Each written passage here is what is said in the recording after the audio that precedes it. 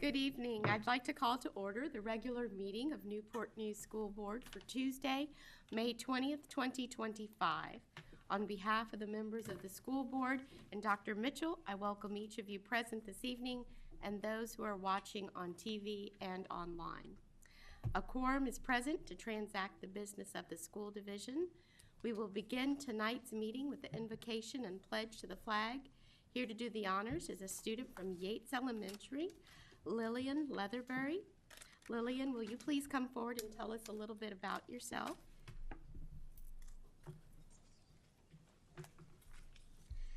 Hello, my name is Lillian Leatherbury. I am a 5th grader at Yates Elementary School.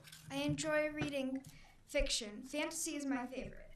I also like to sing, so much that I got selected to go to the All Virginia Choir event. One of my hobbies is drawing. I mostly draw people. I am here today to read 2 poems about moving on from 5th grade and going to 6th grade. The author of both poems are unknown. Poem 1, The Open Door. The bell has rung, a final chime, our elementary days, a fading in time. We've learned and grown, with laughter bright, now open doors to a future light. The halls we knew now seem so grand, as we step out, hand in hand. Though bittersweet the tears may fall, we'll carry memories standing tall. Poem 2, The Bridge We Cross. We've built a bridge of chalk and clay through lessons learned, come what may. Now we stand on the other side, with newfound knowledge we stride. The bridge we crossed with eager feet, a chapter closed, bittersweet.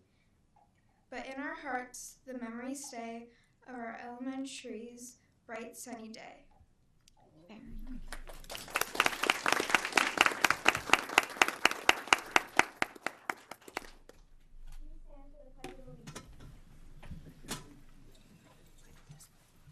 I pledge allegiance to the flag of the United States of America and to the republic for which it stands, one nation, under God, indivisible, with liberty and justice for all.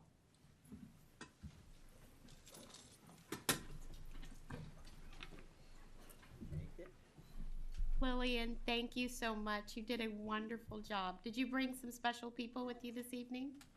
Who do you have with you? Your mom and dad. Mom and dad, thank you. Go ahead and stand.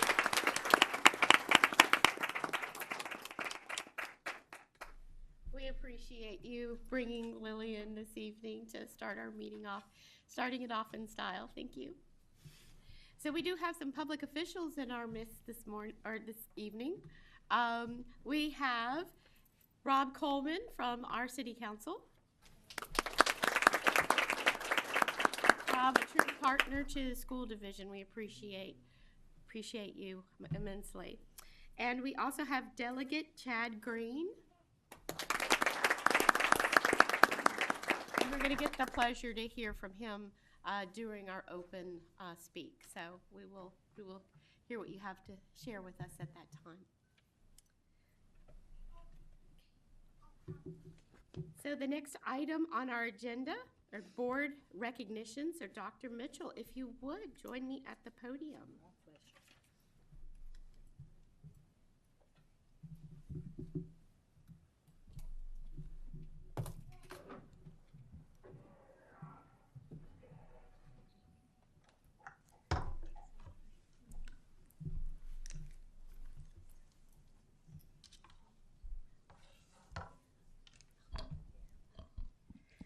Good evening.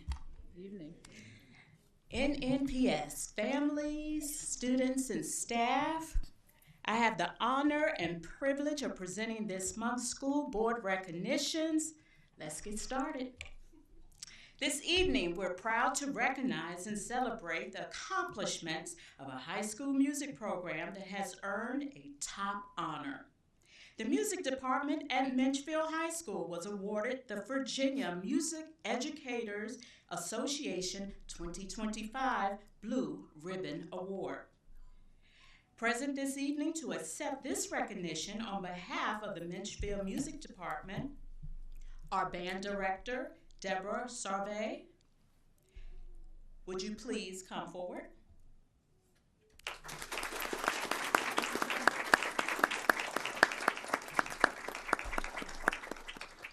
Orchestra Director Anna Moyer, would you please come forward? And Choral Director Zainab Mustafa.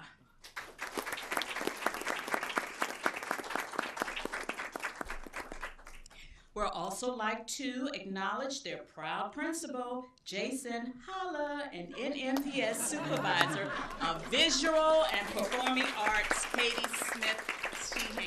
Please stand.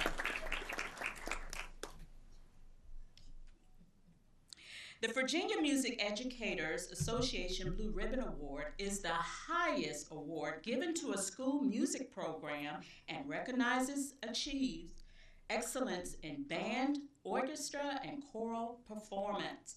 To earn this distinction, all music disciplines in the school must receive a rating of superior during the state assessment, and each of the top performing group from every ensemble earn a superior rating performing 2 pieces of music from approved grade music lists.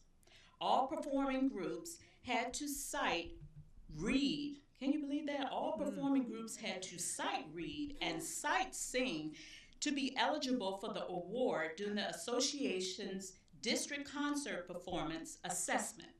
In addition, their performance during the district events, the choral ensembles, orchestra, and band had performed at numerous events, showcasing their talents and bringing honor and pride to their school communities.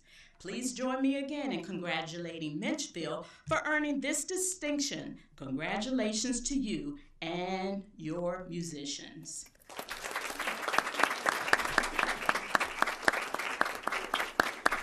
Now we're going to take a quick photo.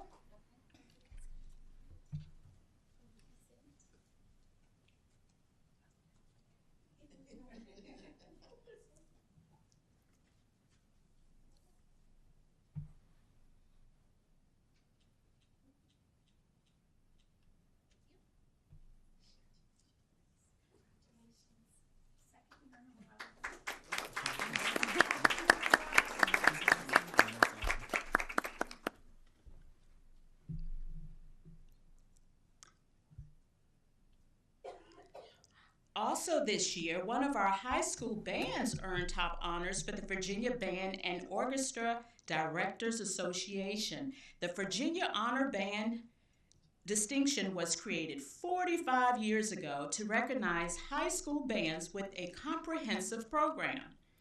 We're proud to again congratulate Menchville High School for earning distinction as a Virginia Honor Band. Joining us this evening to accept this recognition, honey, you may have to stay up here. This recognition on behalf of Menchville Band is Band Director Deborah Sarve.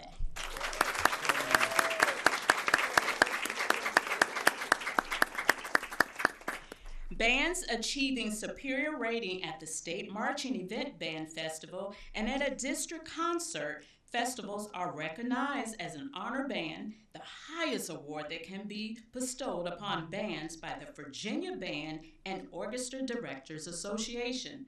This year marks the 11th time, I'll say it again, this year marks the 11th time Menchville has received this prestigious award. Again, we'd also like to acknowledge Menchville Principal Jason Holla and Mrs. Katie Sheehan Smith. Would you please stand? And again, congratulations, Ms. Hervé, to you and your band members. I'm going to take another photo.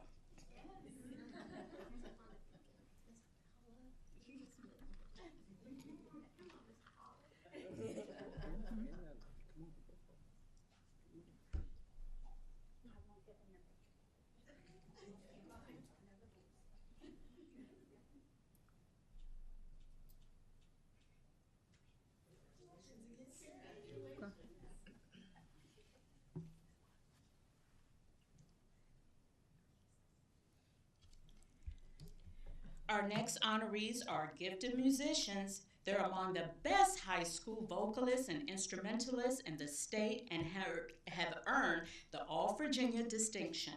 To reach this accomplishment, high school students must audition and earn a top chair or space in the district event, which makes them eligible to audition for All Virginia Ensemble. Newport News Public Schools is proud to recognize 7 students who have earned this honor tonight. As I call your name, please come forward to receive your recognition. Named to the All Virginia Band from Mitchell High School under the direction of Band Director Deborah Sarvey are Kristen Winnan,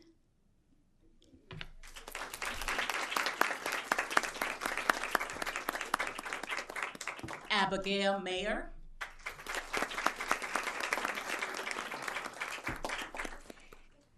and Connor Landers.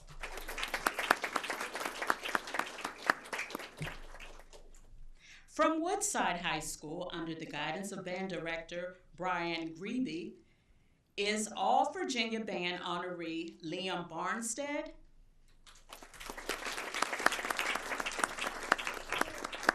four times? Oh, congratulations. We would like to add, hey, it's written right here. We would like to add that Liam is a 4-time selection for All Virginia Band honors and acknowledge that this is an incredible accomplishment. Can someone say American Idol? Okay. So named to All Virginia Chorus from Warwick High School and under the leadership of Choir Director Lynn Ballou, Natalie Carmen,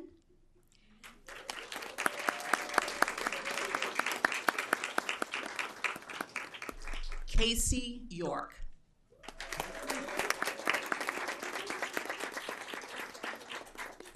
from Woodside High School under the direction of Choir Director Emilio Pensant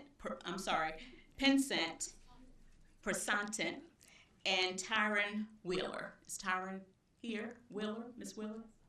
Oh, she has soccer. Okay.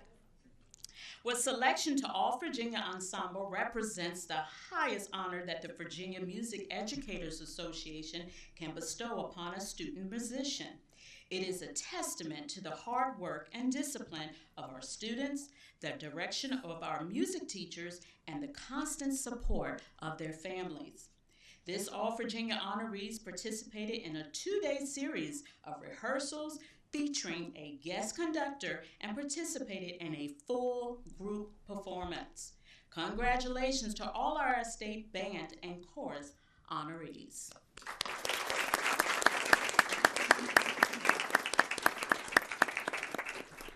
We would like to acknowledge and thank student families. If you could please stand and be recognized. It's like the whole room. And y'all stand up, stand up.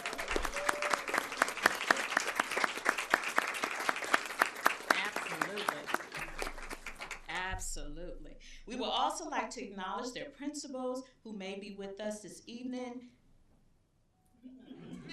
Jason Holla from Minchfield, I can't help you. Tiffany Thompson for Warwick, and Dr. Mary Hardesty from Woodside. As well as Woodside Magnet Program Administrator Amy Inslee and Mrs. Sheehan Smith. Thank you. Okay, everyone, we're going to take a quick photo.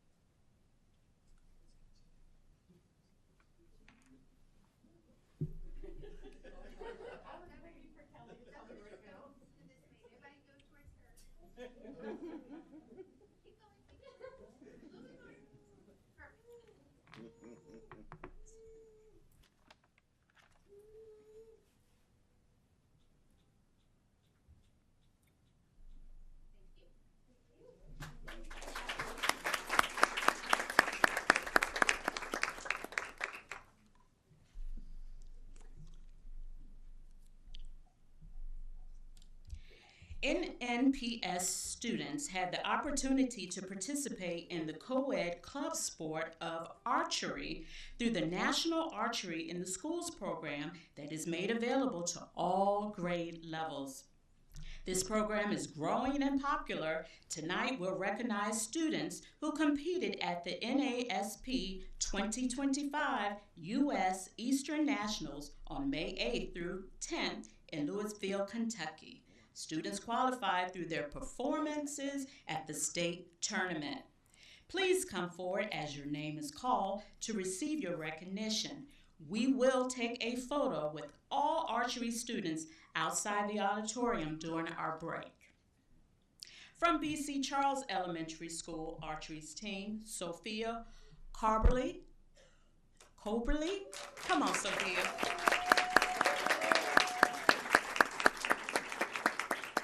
And Violet Singletary.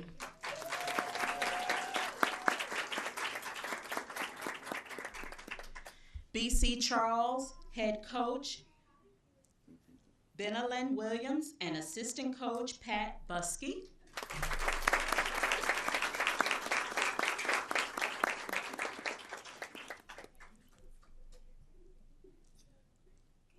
We would also like to thank and acknowledge this evening their family members who may be present, as well as BC Charles Principal Orel Robinson Taylor. Please stand and be recognized if you're in the room.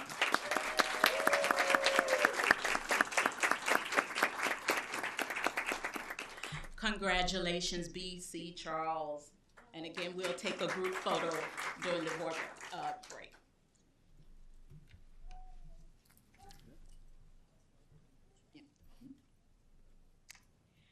From Rich Neck Elementary School's archery team, Aliana Austin.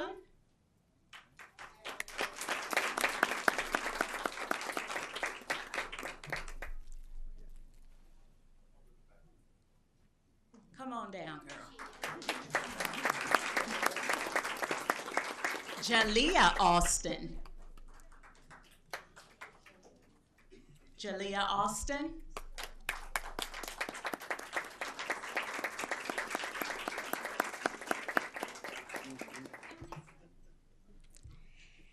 Cameron Blow.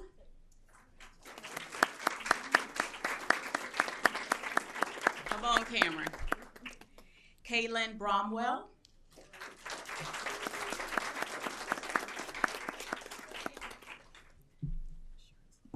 Vincent Bush.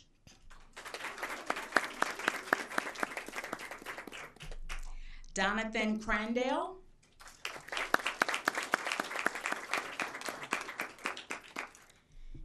Ava Crawford.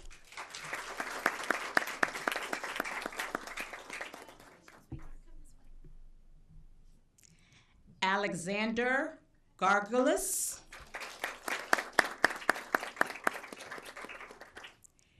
Jace Gutierrez.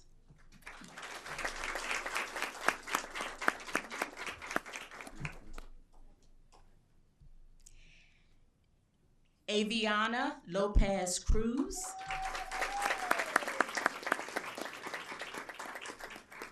Chelsea Means. Cameron Moore.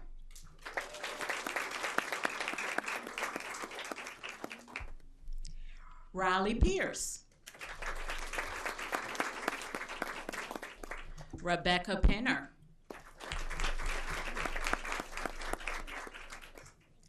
Rita Raza.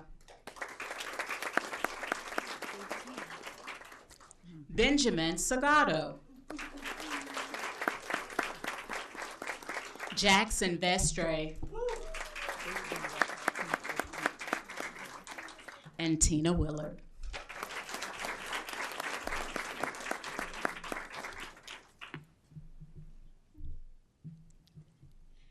Rich Neck's head coach is Lindsay Sessions, and assistant coach is Virginia Buckspeed.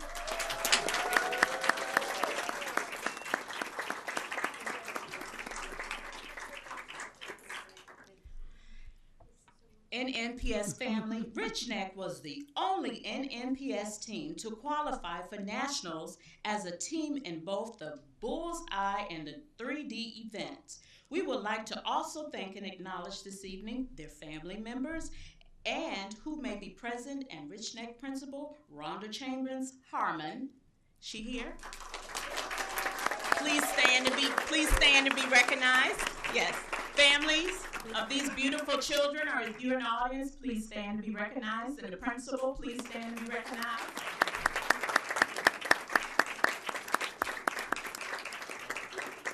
It's awesome. We want to again say congratulations, Rich Neck, and we'll take our group photo during our break. Thank you again.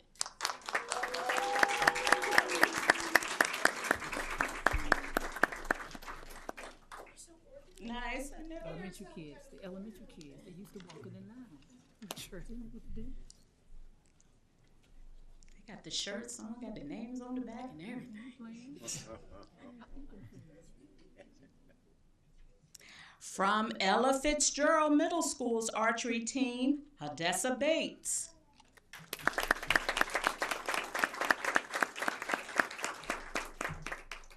James Campbell.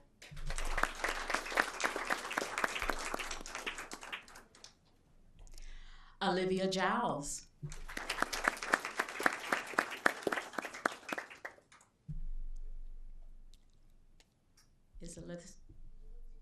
Is Olivia here?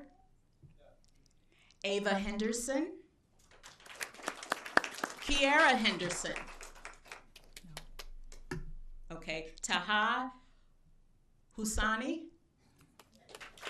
Got one. Gabrielle Jackson.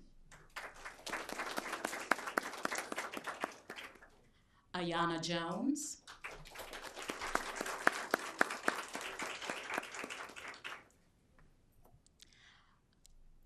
Hero Kleinfeld.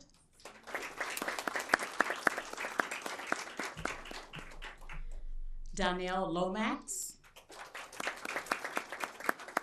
Elizabeth McClain, I'm sorry. Cameron McClinton. Kaylin Melrose. Isabella Norman.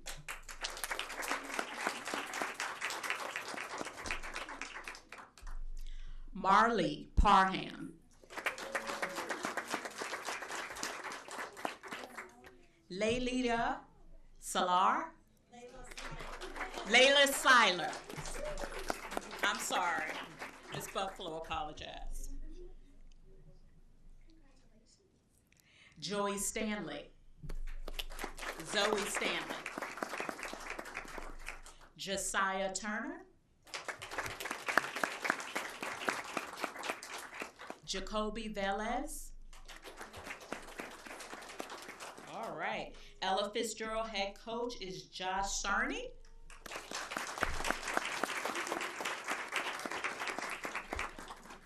We would also like to thank and acknowledge this evening their family members and who may be present with us, and Ella Fitzgerald Middle School Principal, Dr. Jerron Ransom.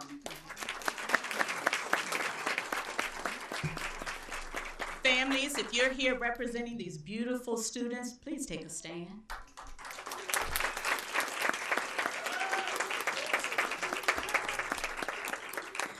Congratulations, Ella Fitzgerald. All right. Thank you. We'll go on to the next group. The seat.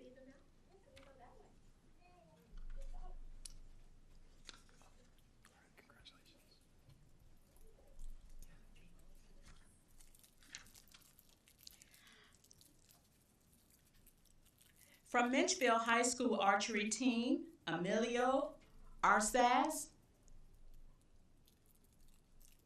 Minchville.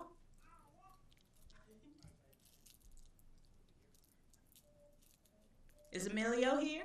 No. Okay, Sebastian Arsenault.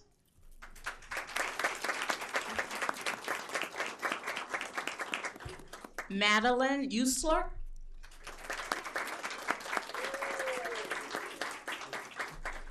Cal Leggett.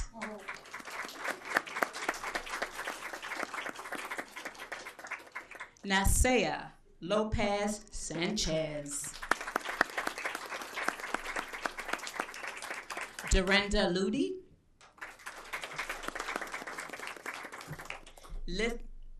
It's not here. Okay, Nicholas Mazzola. Aaliyah Mapenga. Elizabeth Ainge.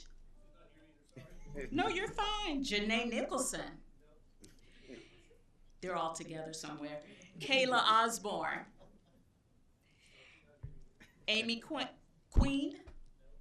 Okay. Ivan Rodriguez. Agres. Anthony Roman. Come on, Anthony.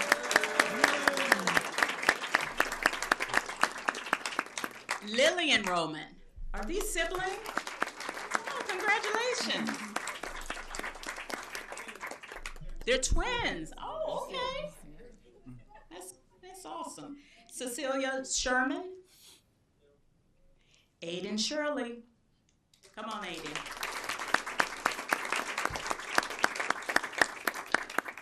Leslie Turner.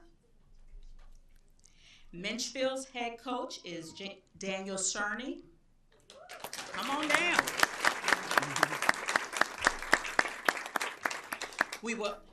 We would like to also thank and acknowledge this evening their family members who may be present. Please stand.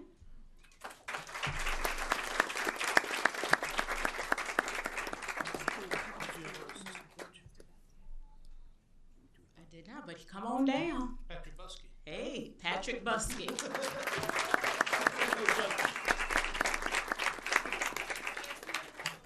That's right. And also in the audience is the principal of Minchfield High School, Jason Holla.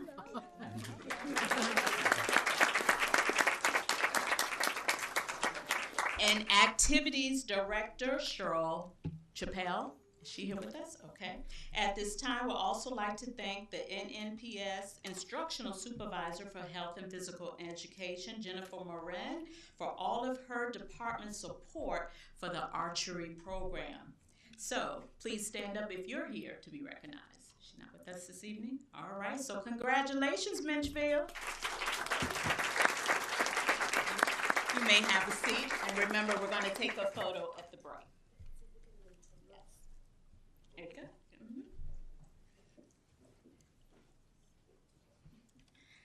So again, as a reminder, we ask that all archery students please gather outside the auditorium for a photo during the break. But at this time, we're going to take about a 7-minute break so that our presenters and guests and their families may leave if they wish to do so. You're certainly welcome to stay. We got a lot of stuff on the agenda, good stuff. Oh, I would like to also recognize that our mayor is in the house this evening, Mayor Phillip Jones. Thank you for being here. Families during the break, our viewing audience will have an opportunity to view the month's school board spotlight, so we will stand in recess for about 7 minutes. Thank you. We gotta go take a picture with them.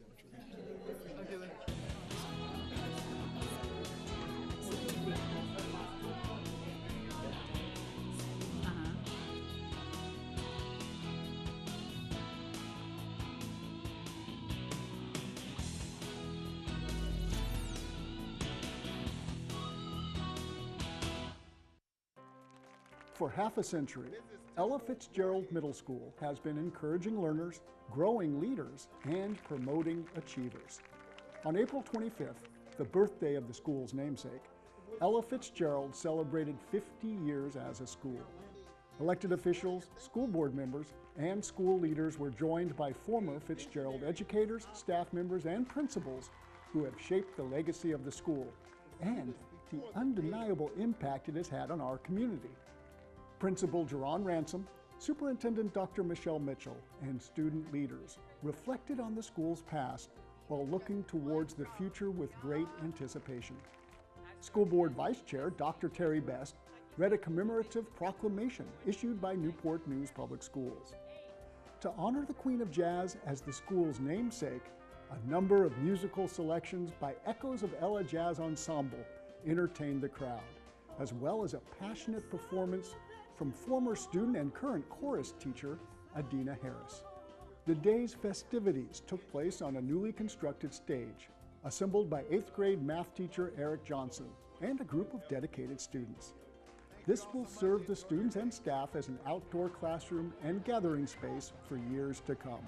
And just like the First Lady of Song herself, the students at Ella Fitzgerald Middle School will continue to dream big while building a legacy rooted in determination, resilience, and unity.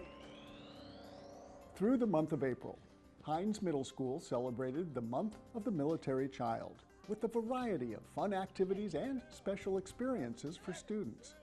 Military liaison Ashley Waters and Family and Community Engagement Specialist Kimberly Calloway hosted a number of engaging events, giving all students a chance to sample the many benefits the military has to offer. The month kicked off with a military expo, allowing each grade to visit with military recruiters from each branch, explore future career options, and even complete some extra push-ups to earn some great swag. The physical training increased during a simulated boot camp experience. Any interested students were invited to see if they have what it takes to make it through basic training with Army Sergeant John Ewing and physical education teacher Patrick Palmer Scott, who is a retired Marine. Through a number of workout stations, students improved their physical and mental strength, boosted confidence, and worked as a team to complete the specialized training. And at the end of the month, military-connected children enjoyed a barbecue party in their honor. Temple Baptist Church donated food, drinks, and snacks while volunteering their time alongside Newport News police officers to offer students a fun lunch with free food and games. For students who experience frequent relocations, prolonged separation from deployed parents, and many other challenges, the Month of the Military Child is a chance for Hines Middle School to honor these brave and resilient students. Incorporating arts into everyday learning offers a boost for our youngest scholars. For the second year, Master Teaching Artists with the Wolf Trap Institute for Early Learning Through the Arts partnered with Newport News preschools to weave movement, artistic creativity, and an added dose of imagination into the young students' classroom learning. Funding through a Virginia Department of Education grant brings this internationally respected program to NNPS, providing preschool students, educators, and families with innovative and engaging arts-based strategies to enhance the learning experience. For 2 separate weeks in the late fall, Master Teaching Artists visited several preschool classrooms at Denby Early Childhood Center, Marshall Early Learning Center, and Watkins Early Childhood Center. The talented singers, dancers, actors, storytellers, and puppeteers worked closely with classroom educators to creatively integrate artistic expressions into the current curriculum. Each day, the classroom educators did more co-teaching with the master artists, allowing them to learn firsthand how to implement these creative teaching techniques on their own. The teaching artists even worked in dual language immersion classrooms, teaching through songs, counting, and literacy in both Spanish and English.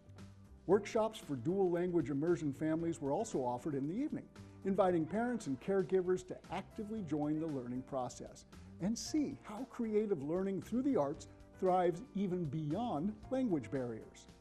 With the creative guidance of the Wolf Trap Institute's creative artists, our students, teachers, and families are using the power of art to build confidence, knowledge, and community. Christopher Newport University and Newport News Public Schools have expanded their collaborative research project, Fear to Hope, to include hands-on experiences through field research. Fear to Hope, now in its 4th year, is an ongoing collaboration that brings together environmental professionals, university professors, and college student mentors who guide high school students as they study the effects of rising sea levels and the salt tolerance of Atlantic white cedar. Starting this school year, Fear to Hope is giving NNPS high school students the opportunity to venture outside the classroom and participate in real-world conservation efforts through authentic scientific research.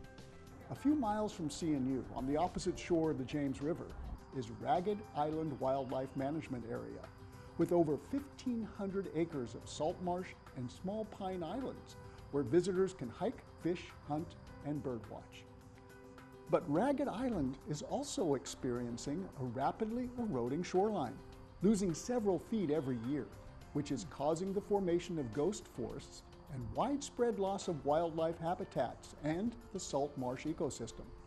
But with an $8 million grant, CNU is partnering with Virginia Department of Wildlife Resources and Ducks Unlimited to undertake a habitat and shoreline restoration project. Already this school year, students from Heritage, Menchville, Warwick, and Woodside High Schools have joined CNU student mentors at Ragged Island to conduct a range of field research. During each trip through the marshland, students are actively involved in collecting tree core samples, testing water quality, mapping and measuring plant communities, documenting marine species, and collecting and removing debris from the valuable ecosystem. Through these collaborative efforts and invaluable hands-on learning opportunities, high school students are expanding their scientific knowledge and research skills while playing a practical role in restoring a declining ecosystem and offering great hope for a bright future. Students across Newport News Public Schools enjoyed a once-in-a-lifetime experience to perform alongside Miss Virginia. As part of her community service initiative, Carlia Swanson has been visiting schools and nursing homes across the Commonwealth as a performing artist and motivational speaker. In partnership with Sing for Hope, a nonprofit organization focused on harnessing the power of the arts to create a better world, Miss Virginia presented her Bridging the Divide Music is Unity program to share music's healing power. At Hilton and McIntosh Elementary Schools, students enjoyed learning about scatting, the vocal improvisation technique made famous in vocal jazz. At Hilton, a team of professional musicians accompanied Miss Virginia as they performed a range of songs honoring America's original art form of jazz. While at McIntosh, a talented music student from Woodside High School was invited to perform with Miss Virginia.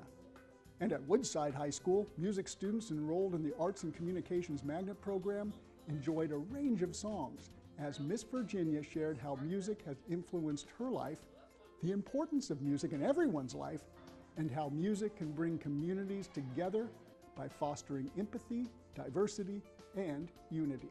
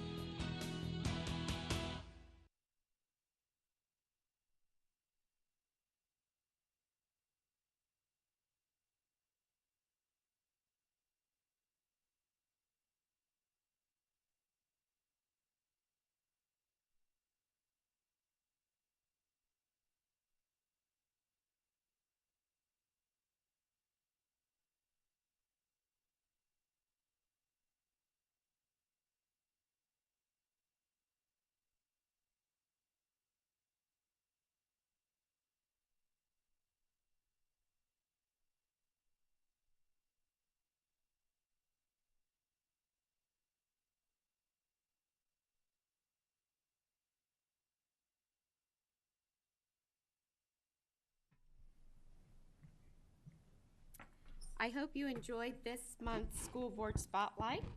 During our regular meetings, we provide time for the public to address the school board. These opportunities are scheduled in the early part of our agenda and towards the end of the meeting. As advertised, citizens may submit comments via email up until 30 minutes prior to our meeting time to be included in the official meeting record. For those of you joining us in person, the board considers this an opportunity to listen to your comments. Please understand that we will consider your concerns. We ask that you comply with our 3-minute time limit. As you begin your comments, a green light will come on. A yellow light signals you have 30 seconds remaining, and a red light and beep indicates your time is up. As your name is called, please come forward And our first speaker this evening is Delegate Chad Green. It's my pleasure to welcome him to the podium as our first speaker. Member of the Virginia Assembly, Delegate Green represents the 69th District, which includes parts of Newport News and parts of the counties of Gloucester, James City, and York. He serves on the House Education Committee. I'll say that again. He serves on the House Education Committee and the Privileged and Election Committee. During the past General Assembly session, Delegate Green sponsored a commending resolution for the Youth Development Program in Newport News Public Schools, and also hosted a tour of the General Assembly for students and staff. We appreciate his efforts and welcome him here to present the resolution. Delegate Green, you do not have to adhere to the 3-minute rule. Thank you, Madam Chair. I've been dying to do what I'm about to do all night, and that is. Very good. I also had a conversation with student member Verde that he could change his name to Green, and maybe we were related. So it's a pleasure to be here. It's a pleasure to see all the high-achieving youth, and it was a pleasure to host the youth development group this year. I just want to go through this resolution very quickly. I know you've got a lot of business to do, but House Joint Resolution 556, commending the Newport News Public Schools Youth Development. This was agreed to by the House of Delegates February 12th, 2025. Upon their arrival and tour, they were in the gallery, and we actually brought this up, and it was passed. Whereas the Newport News Public School Youth Development promotes student success both in and out of the classroom and works with local stakeholders to build quality programs that enhance the overall well-being of all students in the school division. Whereas the Newport News Public School Youth Development strives to create positive experiences, supportive environments to ensure that every student feels seen, heard, understood, and valued. Whereas international protocol and pre-social approaches, Newport News Public School Youth Development Program helps young people engage in their peers, school, communities, and constructive ways that promotes positive outcomes for all who are involved. Newport News Public School Youth Development emphasizes that student empowerment and leadership, inclusivity, positive school culture, mentoring, while teaching essential social, emotional skills. The Newport News Public School Youth Development encourages every student in the division to participate in at least nearly 1,000 student organizations, sports teams, and other enrichment opportunities, and we saw some here earlier today with the archery program, and opportunities operating across the school division, creating positive norms, expectations, and perspectives in physically, emotional, safe environments in the Newport News Public School Youth Development Program helps students build healthy relationships and develop a sense of belonging within a wider community. The Newport News Public School Youth Development has also designed and implemented innovative violence prevention initiatives that emphasize empowering, service, learning, and emotional health. The Newport News Public School Youth Development has a unique infrastructure dedicated to school-based teams that increase the school's division's ability to implement evidence-based programming at every school for nearly the 26,000 students here in Newport News in grades pre-K through 12. Newport News Public School Youth Development ensures that students have access to these critical programs regardless of their background. Whereas the Newport News Public Schools Youth Development was recognized with the 2024 Silver Magma Award, National School Board Association, which featured the division's accomplishments in the April 24 edition of the American School Board Journal. Therefore be it resolved by the House of Delegates, the Senate concurring, that the General Assembly do hereby commend the Newport News Public School Youth Development for its work to give students the tools and support they need to succeed in the classroom and become leaders throughout the community. Be it further resolved that a copy of this resolution was prepared by the clerk for presentation at the Newport News Public School board meeting, the General Assemblies, and also to show the General Assembly's admiration for this vital mission and contributions to the citizens of Newport News. House patrons Green and Price, Senate patron Diggs. And at this time, Madam Chair, I'd like to present you this proclamation.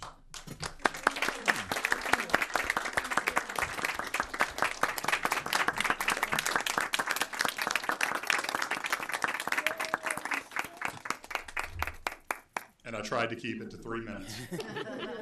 Thank you so much. You're always welcome. Thank you.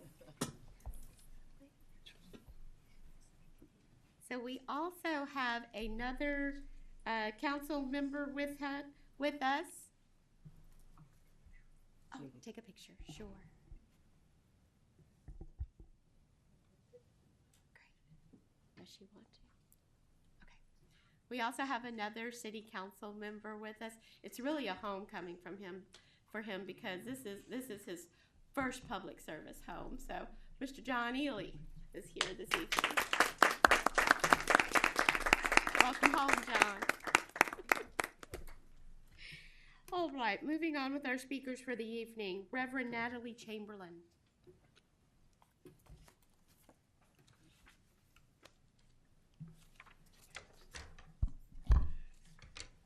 Good evening. It is always an honor to speak before the school board. I'm Reverend Natalie Chamberlain, a member of a caring coalition of citizens concerned for our LGBTQIA youth, and especially the trans youth under your care. June is Pride Month. Pride isn't just a party. It's a protest, a plea, and a promise. We show up and have been coming here for months to celebrate queer lives and in the hopes of protecting those lives that are at risk in this community. Our coalition, our allies, and we may fly our pride colors, but being ally means standing with those who are being harmed, and we are standing when it matters most. If you want to protect trans lives, you have the power to do so. We ask that you stand with, not against, your trans students. And I would like to add a comment about another topic tonight. I want to commend the bus drivers who have been coming here and speaking up. As the pastor of a congregation with children in it, I am really concerned about the things I've been hearing, and I'm also concerned that the drivers that stand and speak up are not always treated well when they return to work the next day. So I would hope that you would look into retaliatory measures by their bosses.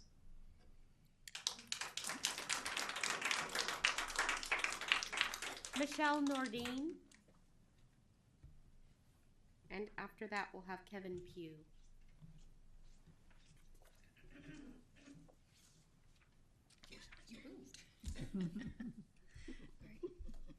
Good evening, Chairman Roselaw, Dr. Mitchell, and school board members. For those who haven't heard me speak before, my name is Michelle Nordine, and I am the Newport News Council PTA's president. I would like to give everyone a wrap-up of our PTAs in our school district. Last year, my secretary challenged our students to double our reflection entries to council. I would like to inform everyone that they did. 30 reflection entries were sent to council, and for the first time, we had an entry in every category. After judging these entries, we sent 14 to Virginia PTA, and 2 entries received Award of Excellence from Virginia PTA. One was in the film category from Woodside High School, and the other was in the visual arts category from Ella Fitzgerald Middle School. If any student is interested in working on an entry for the 2025-2026 Reflections Contest, the theme is I Belong. I ran 2 membership challenges this year. The first one is titled Put the T in PTA. The first school at each level to reach 100% teacher membership by September 30th receives a traveling trophy to display in their main office. General Stanford won at the elementary level and Huntington won at the middle school level. I am hoping to award a trophy at the high school level next year. The second challenge is a call to membership. This runs from July 1st to the end of February. The PTA in each division that has the most students represented by student population receives a monetary award from council. Hilton won for the second year in a row, and Huntington won for the second year in a row at the middle school level.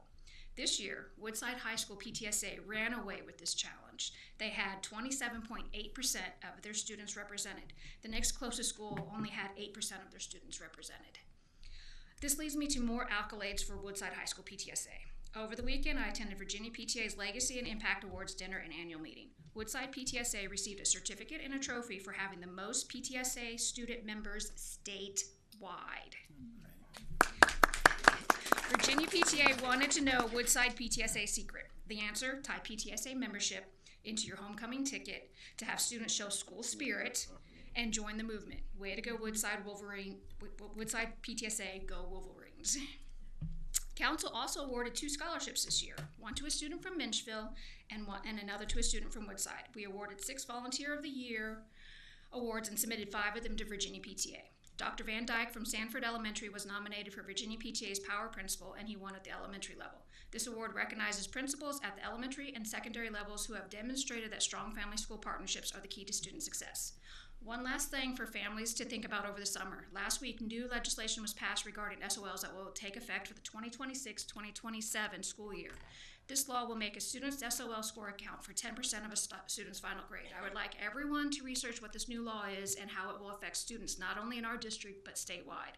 I would like to host town halls in the fall to make sure our voices are heard at the General Assembly in January.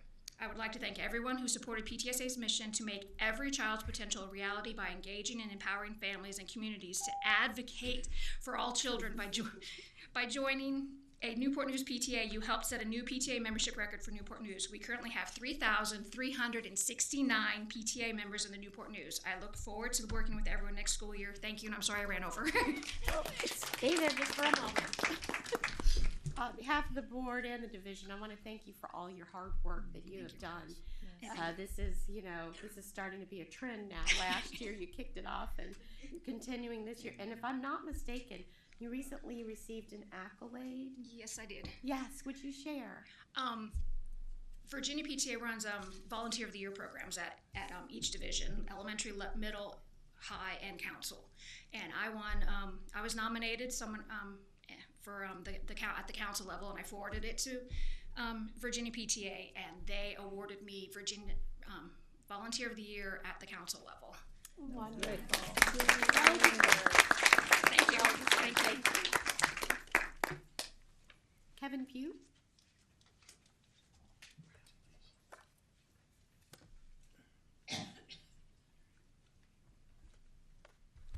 Good evening, everybody.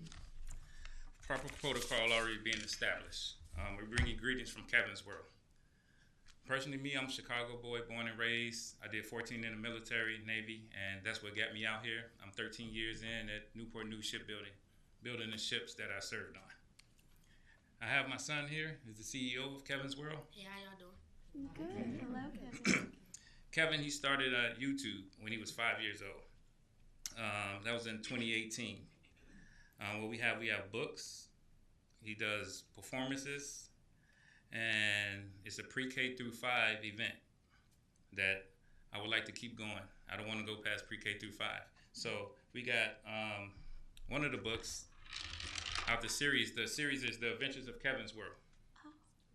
And it's going to be a 10-book series.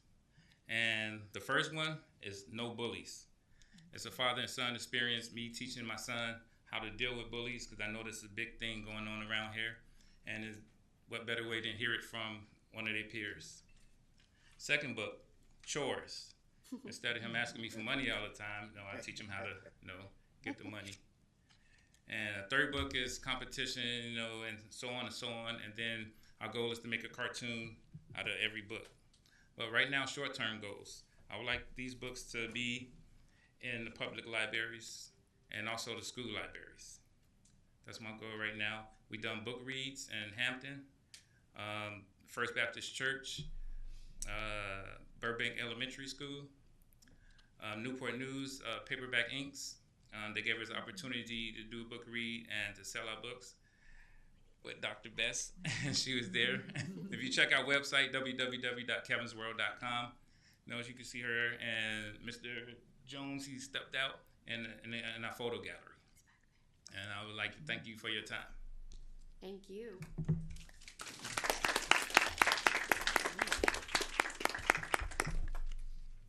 Reverend Michael Burnett, and after that, Jackie Batterson.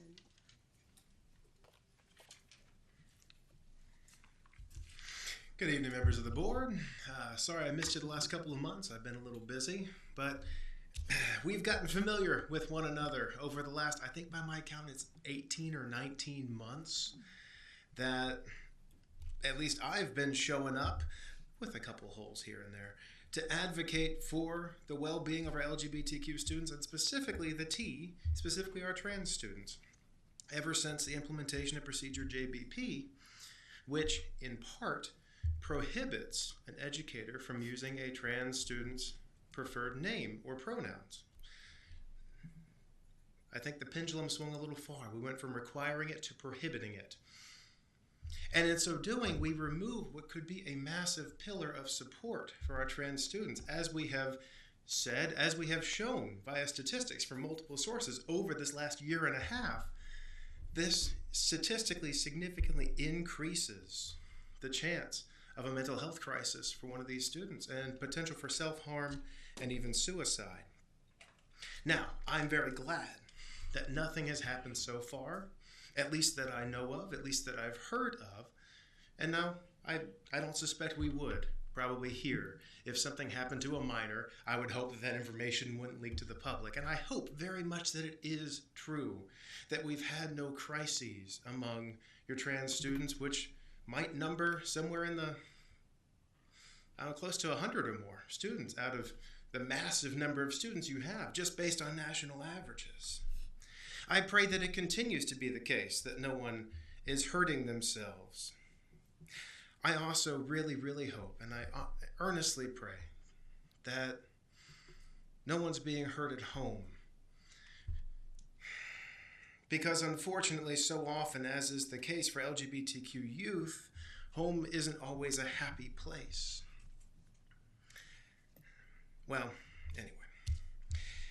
Of course, you can fix this. We have offered proposals, several of them. We don't have to go all the way back to the Northern policies. There is a wonderful way to sort of split the difference here and take out the most damaging parts of these policies that remove this pillar of support that can be so crucial to these students. And I really hope that you take those proposals seriously because, as the statistics we've offered you over this last year and a half show, the longer we let this go on, at a certain point, folks, we're playing the odds.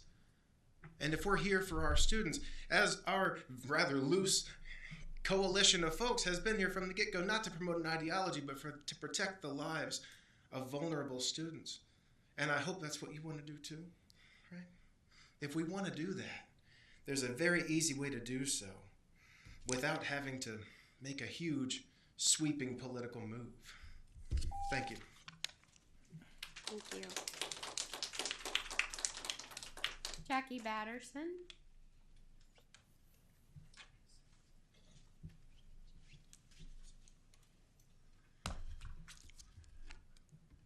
Members of the school board, my name is Jackie Batterson and I am a resident of Newport News. In paraphrasing Lyndon Johnson, I speak tonight for the dignity of man and the destiny of democracy.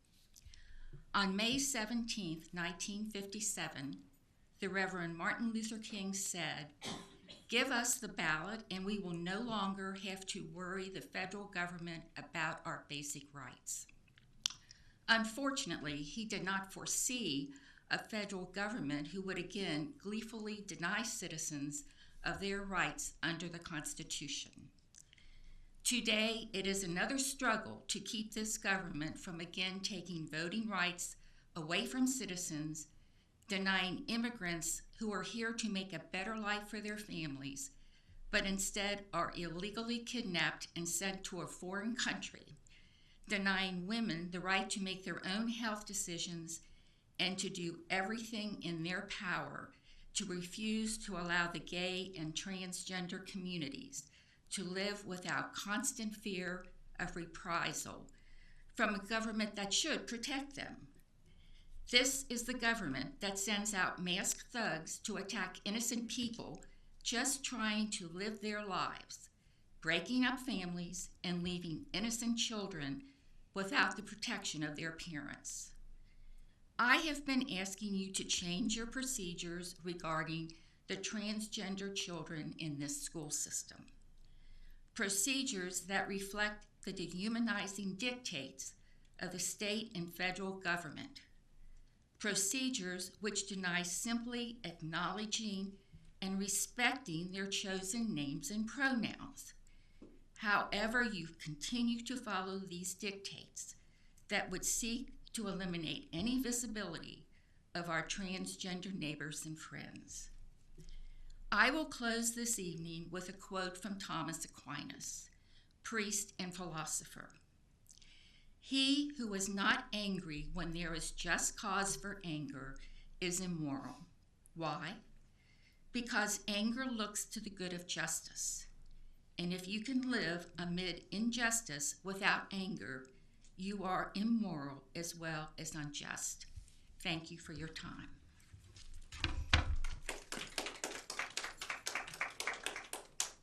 I believe that our councilman would like to share a few words with us. So, Mr. Ely.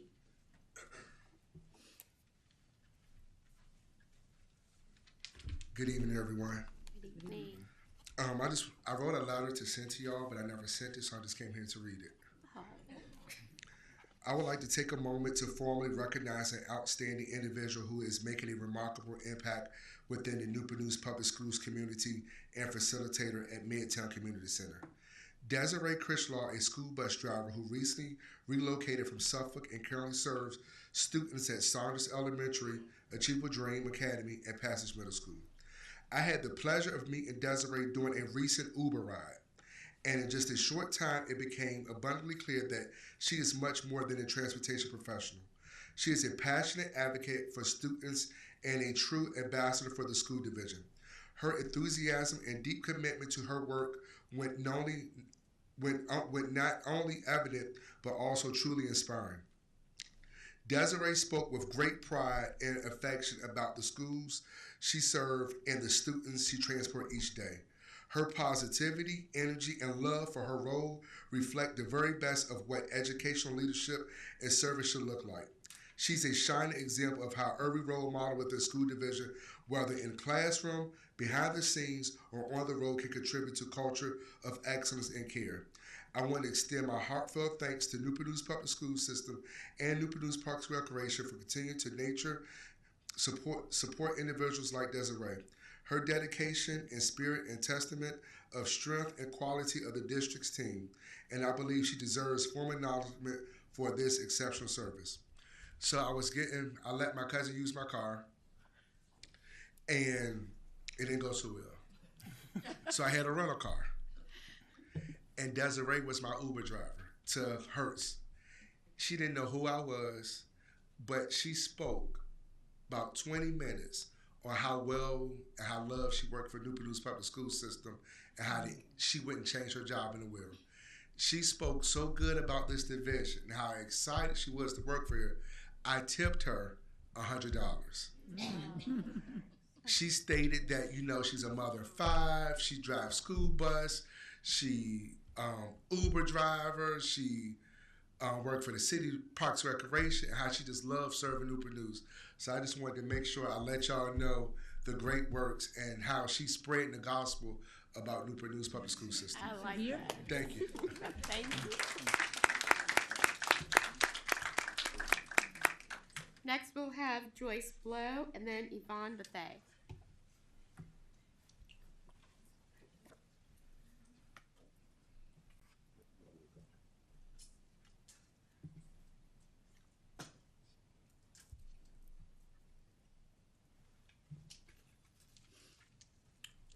Good evening. I'm back again. I am a bus driver. I've been driving for 20 years. My question would be, do you really care about your employees? At this point, now we have parents coming to the buses wanting to assault the drivers, cursing them out, and there's no accountability for the parents when they do this, or better yet, they'll tell them, just don't go to the bus stop. You can keep coming to the school. It's okay that you cuss the bus driver out, but just don't come to the bus stop. It seems that the students and the parents are running the schools because they definitely are being pacified by the school. The administrators have no possible indication what discipline is, because ISS to the kids, that's a party. That's not discipline to them. They love going to ISS. Bus driver shortage is getting worse and worse and worse, partly because of the bad behavior of the kids and the lack of respect from higher up. Drivers and assistants are being verbally, mentally, and some even physically abused on a daily basis by the students. Called out their name, cussed up and down, and we supposed to just transport them like everything is good as gravy. Attendance is priority over medical issues. There is no seniority, which is so disrespectful to seasoned drivers that has been there for 20 to 30 years. And what I mean by that is, if a driver comes in and hasn't missed no time after being there for 3 months, they get a new bus. But a driver that's been there for 25 years, because they missed time because they got sick, you don't get a new bus. Confidentiality, what is that? Everybody know your business once you go talk to a supervisor. And if you speak up against anything that you see is wrong or speak up for yourself, you're going to be retaliated against. For sure, definitely, you're going to be retaliated against. Rules should be put in place for everyone, not limited to certain people. And we're definitely losing drivers to other school systems. And in closing, I would like to say, I've been there for 20 years. I should not be in a race or competing against somebody to get a new bus. Thank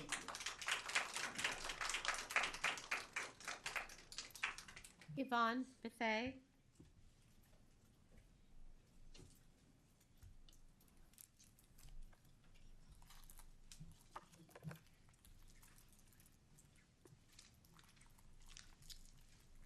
Thank you, school board members, for having me. I'm back as well.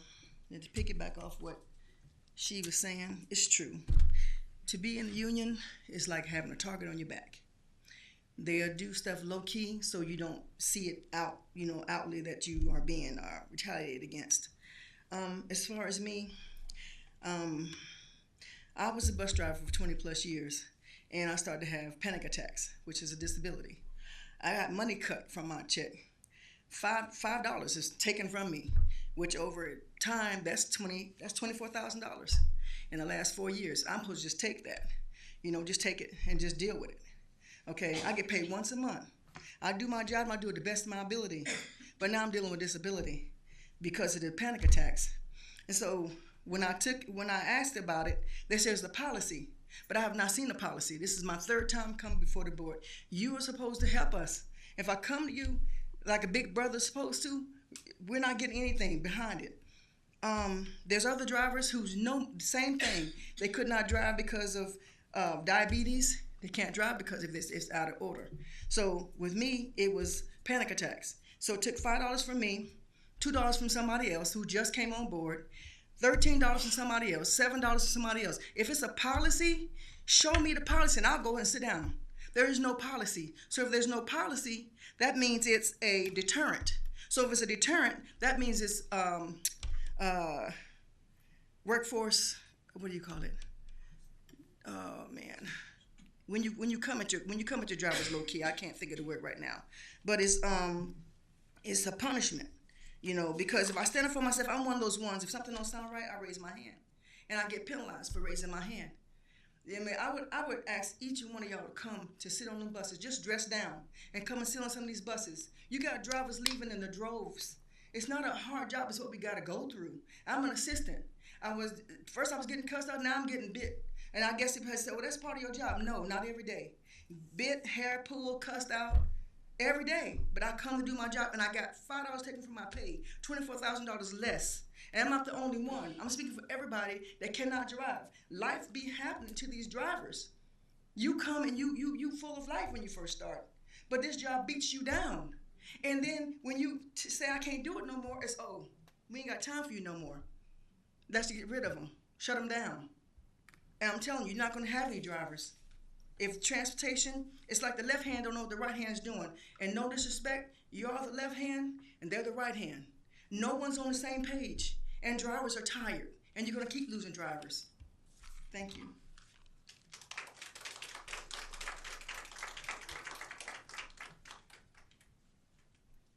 Next, we'll have Eric Burton and then Dr. James Graves.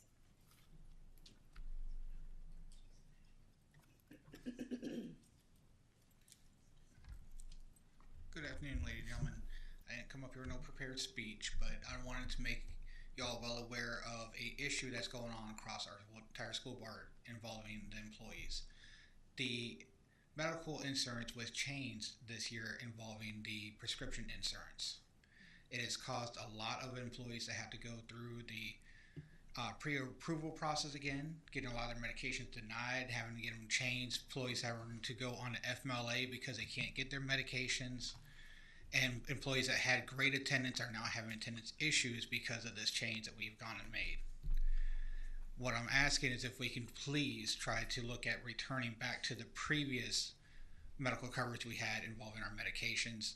I have spoke to teachers, I've spoke to janitors, and it is affecting people across the board throughout the whole district.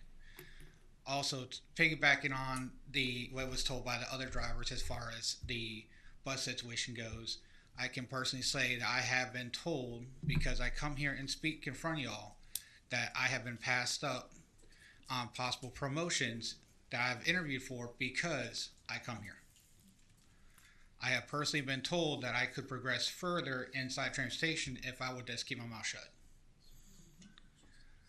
Also, at the lot that I drive out of, I am the only key driver that does not have air conditioning because I speak up for the union. I drive the only diesel bus out of all the key drivers. There's key drivers that have been here less time than I have that have gotten before I have. Due to that, I have had an incident recently where I had to go to the hospital because of a heat exhaustion, because of how hot it's got on that bus. But I still come here every day because I come here for the children. I come here to get them to and from school. I know that they have SOLs this week, and I want to make sure they can get to school. And every single one of us that are out is another child that is late for school because there's not enough of us. Thank you for y'all's time. Y'all have a great day.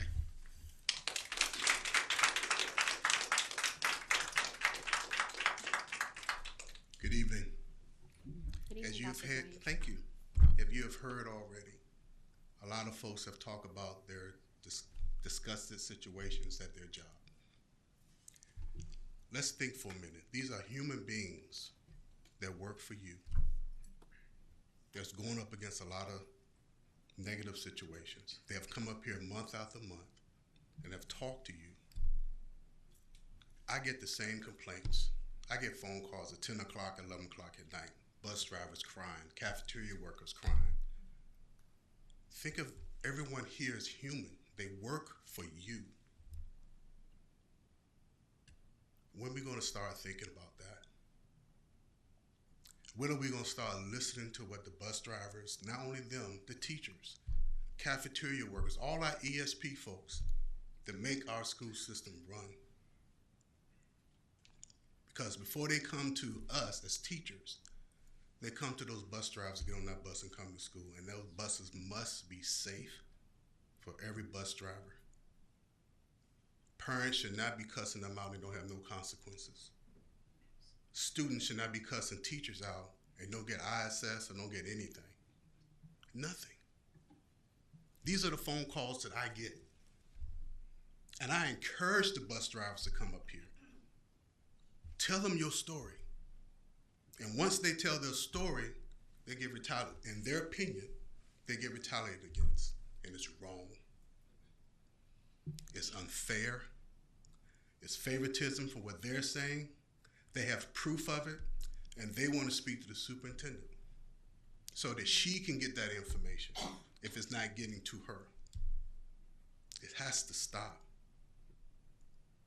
I talked to several bus drivers, and they said, I'm leaving because I'd rather choose peace over pay.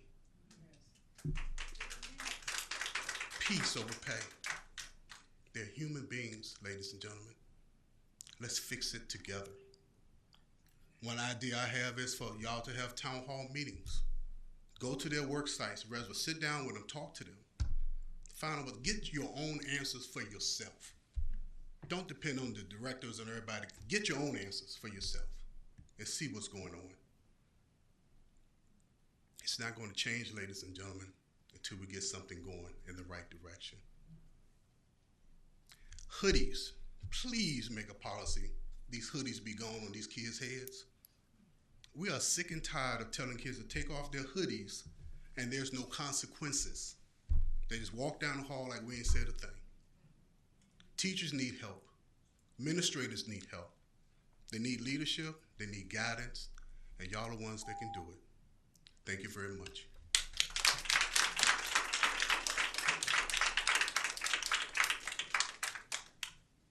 Our last two speakers, Mary Voss and Gabriel Marquez.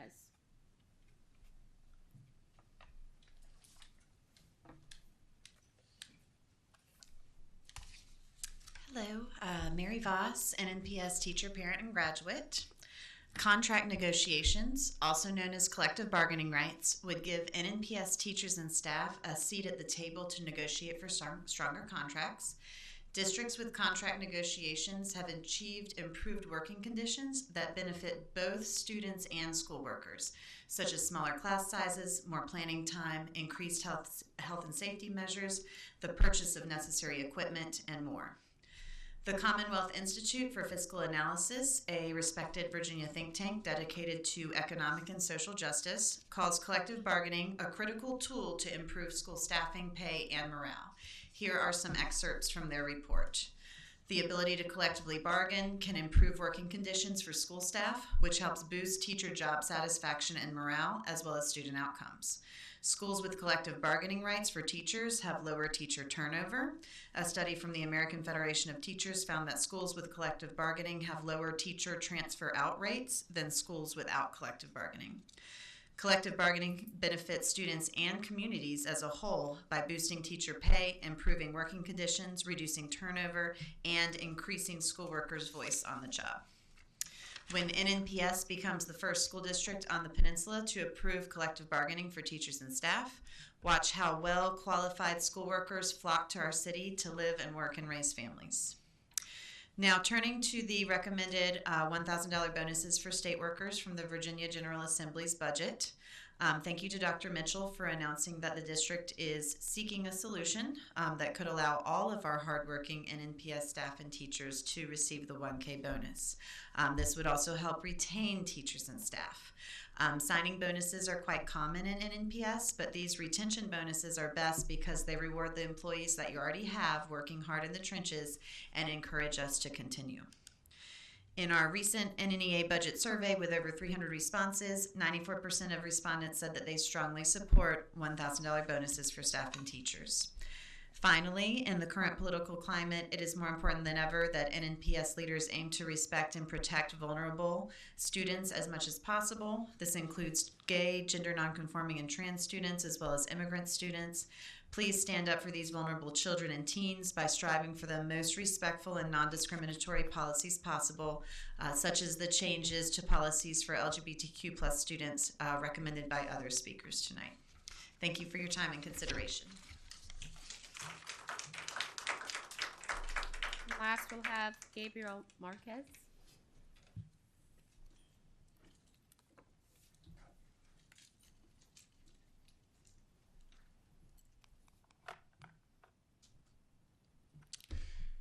Yes, good evening, everyone. Good evening to the board, and good evening to the chair of the board, the Honorable Ms. Searles Law. My name is Gabriel Marquez, though I'm sure you all know me by now. I've been coming here for a few months, missed last month, though. I'm coming to speak on behalf of the Tidewater chapter of the DSA, of which I am a co-chair. I'm here to speak on issues of human and worker rights. The conditions I've heard of tonight that the bus drivers face are intolerable, for lack of a better word. So I would like to see immediate action on that. I will be letting the rest of the community know about what they're being forced to endure. I'm also here to speak and say, please listen to the teachers and the staff on the issue of collective bargaining. They perform one of the most important jobs that I can think of in our community, raising the next generation of leaders. They deserve a fair wage, like all workers do. All workers deserve it. Workers are entitled to the fruits of their labor, in my opinion. And finally, I'd like to ask that the board please seriously take seriously the issue of trans rights in our schools. These are some of the most vulnerable people in our society, and if we cannot protect them, we cannot protect anybody else. We can't protect immigrants. We can't protect Black people. We can't protect anyone. And in this environment, we're seeing loss of rights. We're seeing loss of liberties. This is extremely important. We have to do something. Thank you. Thank you. I want to thank everyone for your comments and thoughts this evening. We will now move on to section 3, the consent agenda, which includes 3.01 minutes from the work session, April 24th, 2025, 3.02 minutes from the closed meeting, April 24th, 2025, 3.03 minutes from the regular meeting, April 24th, 2025, 3.04 financial reports, including the revenue and expense reports for April 2025, and child nutrition reports for April 2025. 3.05, the personnel report. 3.06, the budget transfer. At this time, can we have a motion to approve the consent agenda? Madam Chair, I move that we approve the consent agenda as presented. Thank you. Do I have a second? Second. Thank you, Ms. Alger. Any discussion? Please call the roll. Alger. 4. Amen. 4. 4. 4. 4. 4. Law. 4. Motion passes 7-0. Thank you. We'll move on to section 5, reports and information. We have 5.01, federal funding applications. Dr. Mitchell, who do we have with us? Good evening. Thank you so much, Madam Chair. This evening we have with us Ms. Letha Brooks. She is the supervisor for federal programs. She will be coming to you to share the proposed spending plan for the annual federal funds that we receive. We also have sitting in the audience Ms. Verinda Robinson, who is the program administrator for federal programs.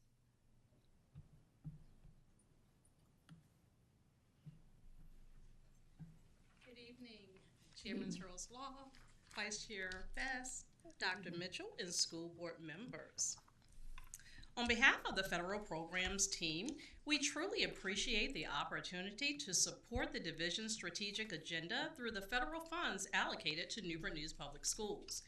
In this presentation, I will share the purpose and use of the federal formula grants, titles 1A, 1D, 2A, 3A, and 4A, as defined by the Elementary Secondary Education Act, or ESEA. The federal programs team writes, manages, and monitors grants that support services for all students and staff, as well as complements the evidence-based interventions and programs currently in use. The federal funding allocated for the 2025-2026 school year is approximately $17 million, which includes approximately $14.1 million for Title I, $1.6 million for Title II, $245,000 for Title III, and just under $922,000 for Title IV. Each year, before finalizing all grants, the federal programs team hosts a forum where stakeholders are invited to participate in a needs assessment to discuss goals and allocations. An objective of this meeting is to ensure all funds are used effectively while ensuring there is no duplication of services across the district. The purpose of Title I Part A is to improve basic programs by providing opportunities to improve academic achievement in schools with the highest percentage of students from low socioeconomic families, and to ensure all children meet challenging state academic content and achievement standards. These funds are largely allocated to personnel for instructional support positions, as well as other grant-related expenses such as assessment, contract services, materials, supplies, and indirect costs. Title I personnel serve over 10,000 students across 20 schools. Positions include pre-K staff, family and community engagement specialists, reading and instructional specialists, interventionists, VALS tutors, paraprofessionals, and technology support. The 20 Title I schools include 3 pre-K centers, 14 elementary schools, 2 middle schools, and 1 high school. Title I schools are identified using 2 criteria. Any schools where at least 75% of the students are from low socioeconomic families must be identified as a Title I school under ESEA. In Newport News, schools are then selected per grade bands in comparison to the district socioeconomic average. Elementary schools are identified first to ensure comprehensive supports and interventions are provided at this foundational level. The purpose of Title II Part A funding is to improve the quality of teaching and leadership through recruitment and professional development.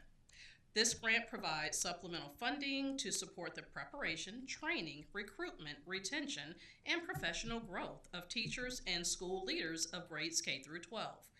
These funds support staff and students by providing division-level instructional coaches and specialists to assist teachers in providing effective strategies, routines, and best practices for all core content.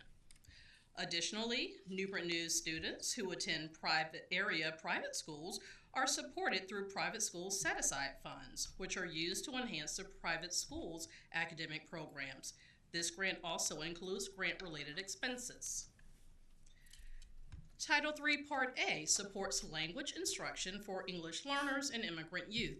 Funding is used to address English language proficiency and academic achievement, as well as personnel, English language development materials, and professional development. The Title IV Part A is the Student Support and Academic Enrichment Program.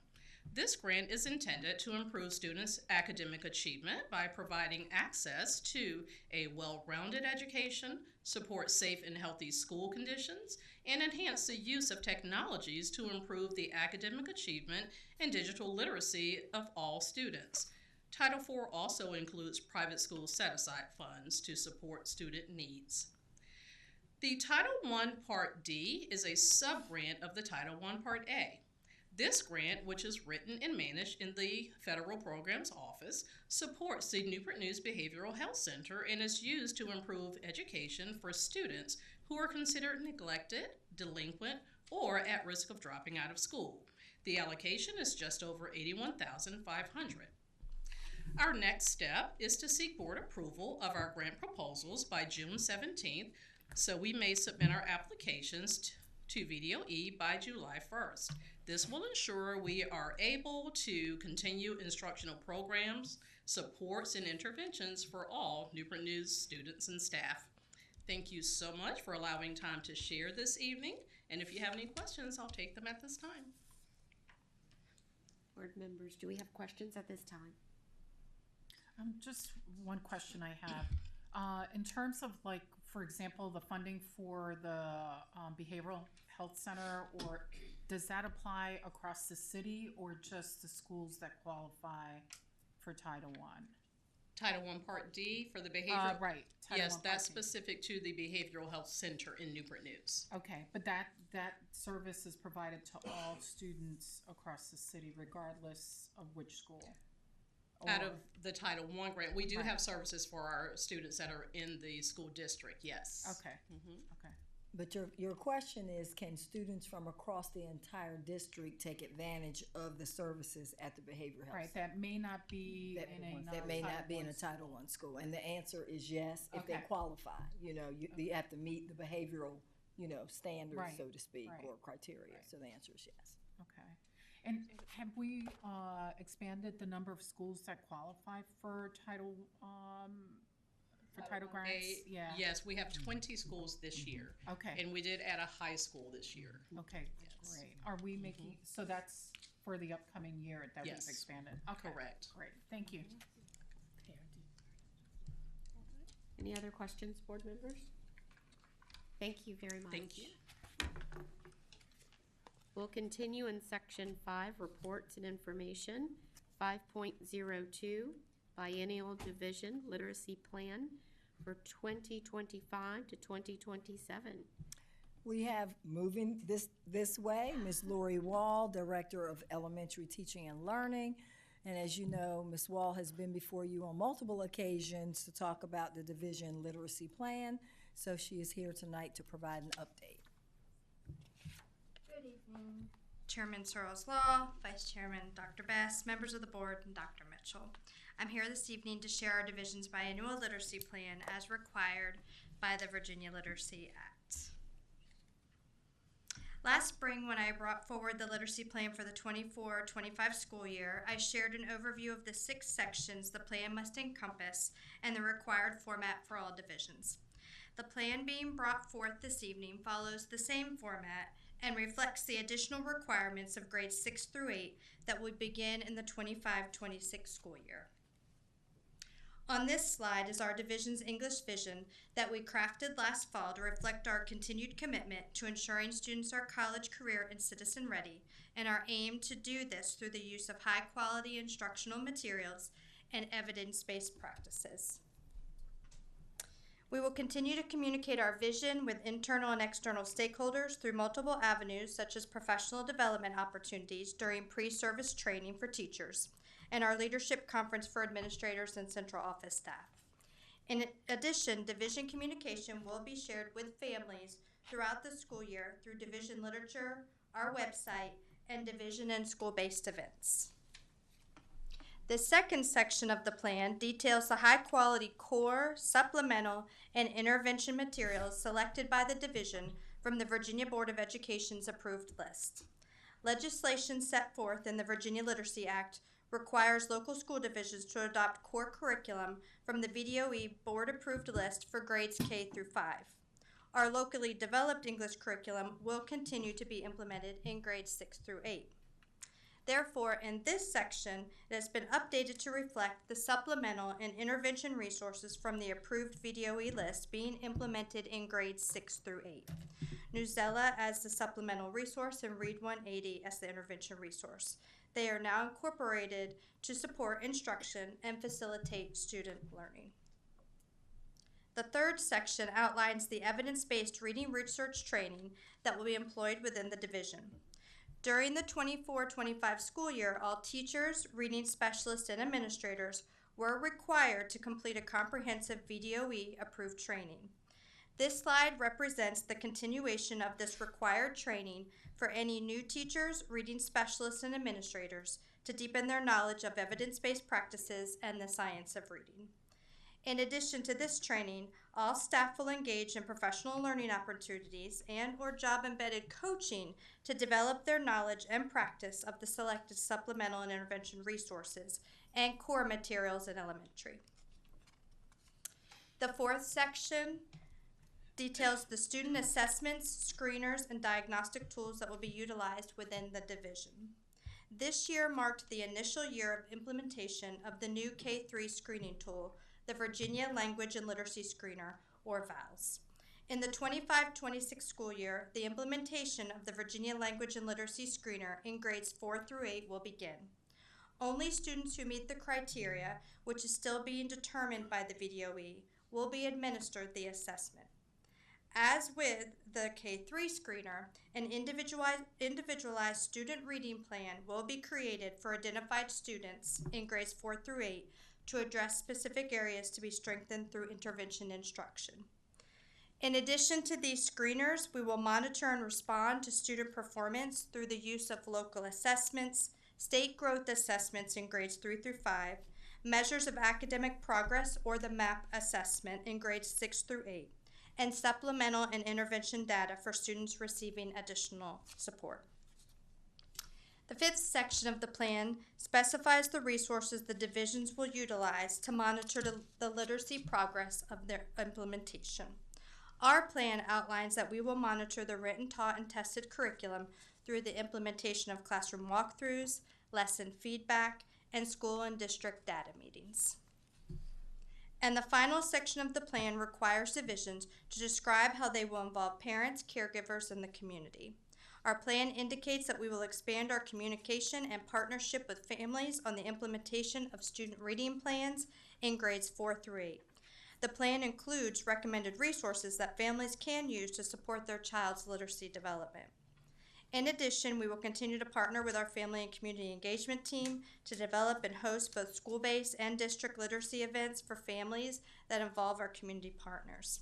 And finally, English curriculum storyboards will be shared with families to provide them with an overview of what their child will be learning in their specific grade during this school year. The plan must be approved by the local school board before submission to the VDOE by June 30th. Therefore, the next step is to seek board approval at the June meeting so we can submit our plan before the June 30th due date. At this time, I'm happy to take any questions if you have any at this time. Thank you. You're welcome. Very thorough presentation. Any questions from board members at this time? I know that once you review, after having seen the presentation, we may have a few. Okay. Thank you. I just had a quick question, because I may have misheard. Did you say that students only take the vowels if they're ready to take the vowels? In grades 4 through 8, in the 25-26 school year, in grades 4 through 8, it will be based on an identified criteria that the VDOE will determine. It's not been determined yet. So Okay. it is for a specific group of students based on the identified criteria. Okay. Under section 6, student, can you tell us a little bit more about the student reading plans? Sure. Yeah, under the student reading plans. So in grades K through 3, currently, a student who is in the high risk band after taking the vowels assessment, and a student reading plan is developed that outlines what is the intervention they're receiving and the goals. And it's folded into our student success process, which we already had in place. So the VDOE just has a set student plan that we have to have the components to. Our division already had a student support team in place. That will happen then in grades 4 through 8 next year for those students that meet the criteria to have the vowels assessment administered.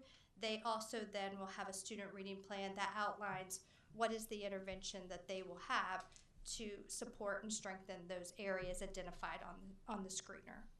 And will there be a component for parents to do as well in the reading plan? There is actually, the VDOE, as part of that plan, has a section where we link back to here are resources that support a family for the goals for their child.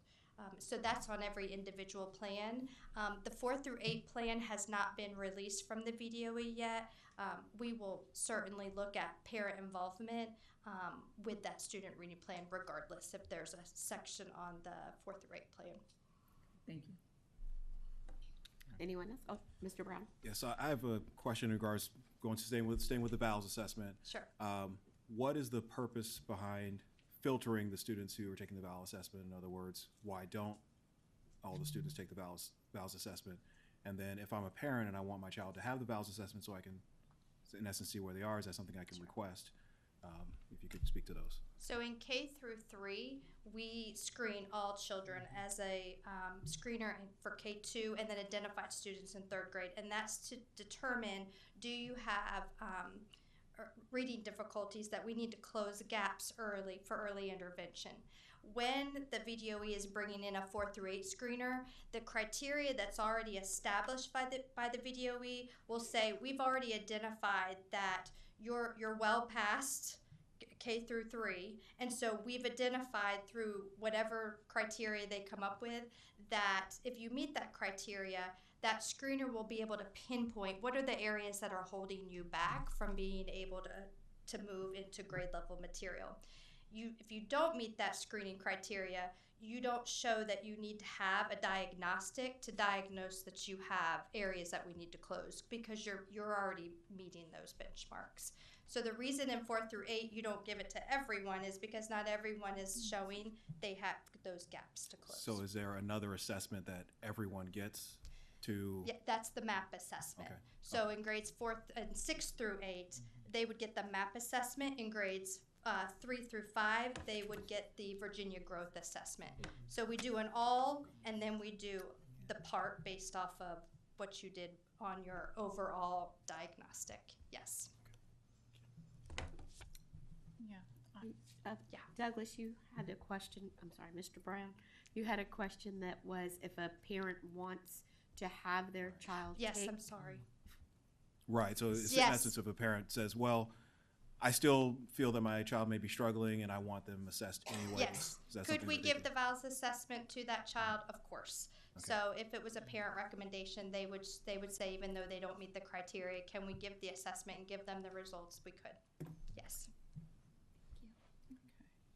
Yes, I went through the literacy plan, and thank you so much for all the work behind the scenes, because I know there's a sense of urgency with everything.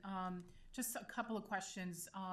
Does every school have a reading specialist, and are they responsible for coaching, and also do they do the interventions as well?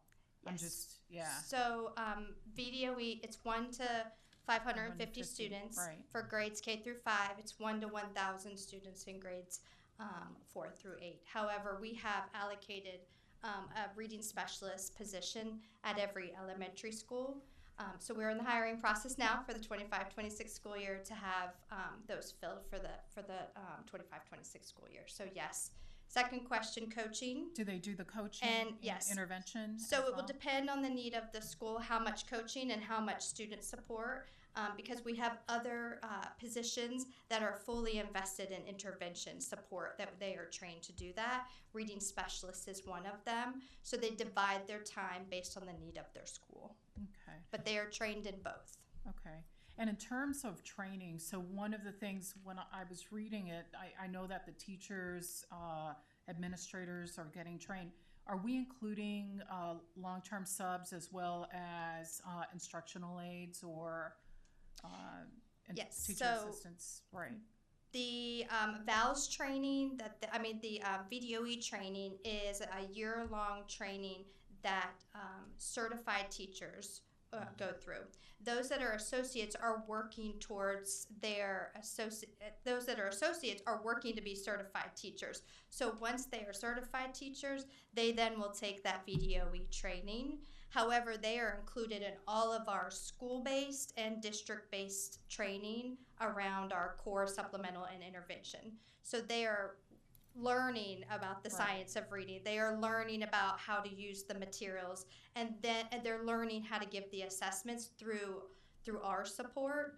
Once they're certified teachers, they will take the training that the VDOE recommends. Okay. And the last thing was just 2 suggestions that I had. One, in terms of Section 5, I think it would be a good idea to have possibly the principal and teachers surveyed as far as feedback with respect to support. And I think that would be a good information for us as a board, especially during the budget process. If we need more support, we can certainly talk about allocating funding and things of that nature. And Section 6, I'd like to somehow tie in university partners too and put that in the application if possible, because they could certainly provide us a lot of support as well. Yes. And I don't mean university partners as tutors. I'm talking about actual universities, right. CNU, William Right. & Mary, yes. Yep. Yes. And UVA. And we are partnering. And I'd like to see that recognized in In the plan. documents. Absolutely. 'Cause- Yes. Right. Gotcha. It's all hands on deck. Yes, ma'am.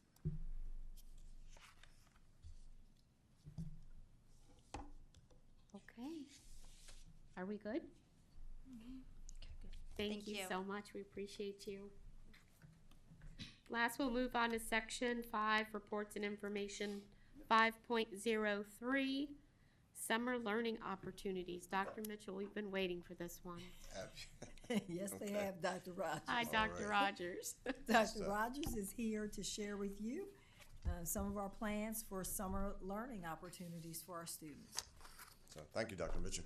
Good evening, Madam Chair, Searles Law, Vice Chair, Dr. Best, Dr. Mitchell, members of the school board. This evening, I'm here to present an update on our summer learning opportunities for 2025.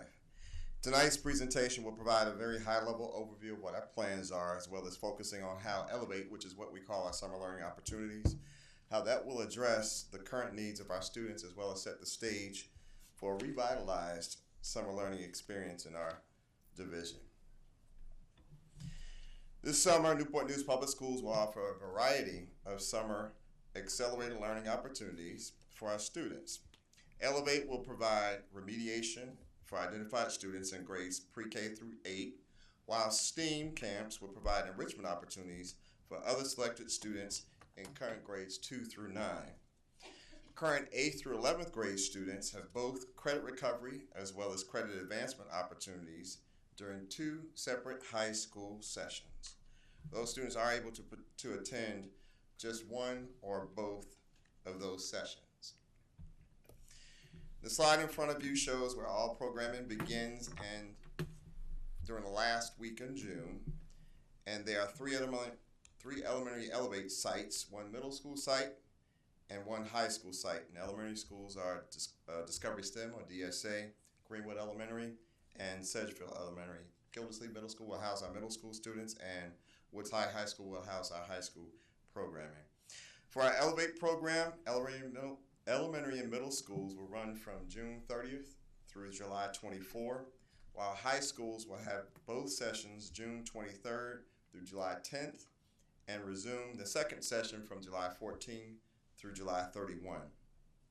Elementary schools will all follow the same schedule, while middle school hours will vary slightly, and high school hours are designed to accommodate different programs, including credit advancement, credit recovery, as well as the Summer Institute for the Arts. I want to talk a little bit about the elementary focus. So this summer, the Elementary Elevate program would be centered again around camp-themed experiences while focusing on literacy, numeracy, as well as science. Science will be provided in the afternoon through enrichment provided by our community partners, and as noted previously, each elementary site will host a family day to showcase the exciting learning and activities that have taken place throughout the summer, which is in alignment with component 6 from the literacy program. Family Day is scheduled for July 24th, and we certainly invite you to participate in that. I have a video that I'll show with you momentarily that will share with all of our families who signed up or whose students were selected to participate in the program.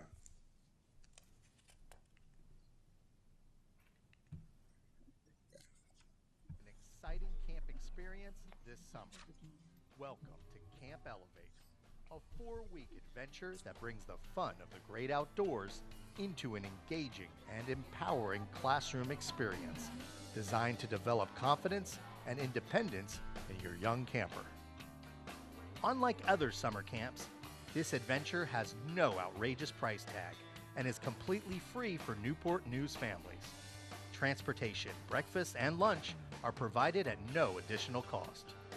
Get ready to read, sing, explore, and learn together. Daily adventures include exploring literacy, solving fun math challenges, and enjoying unique learning experiences with local businesses and community partners. Campers will be recognized for their leadership and social skills, all while making new friends, growing as lifelong learners, and celebrating with loved ones on the last day of camp during Family Day. So don't miss this amazing summer opportunity. Complete and return your child's Camp Elevate application today to enjoy this one-of-a-kind summer learning experience that will engage and inspire all learners.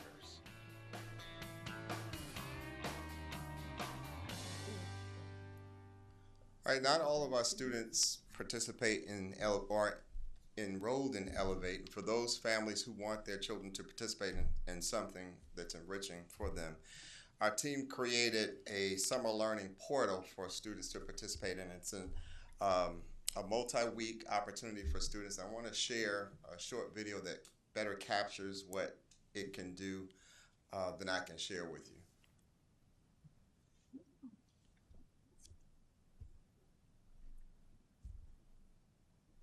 Your child.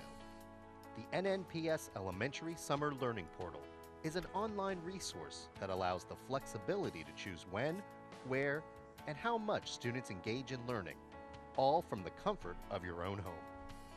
Simply select a grade your child just completed and enjoy daily learning activities designed to be fun and educational.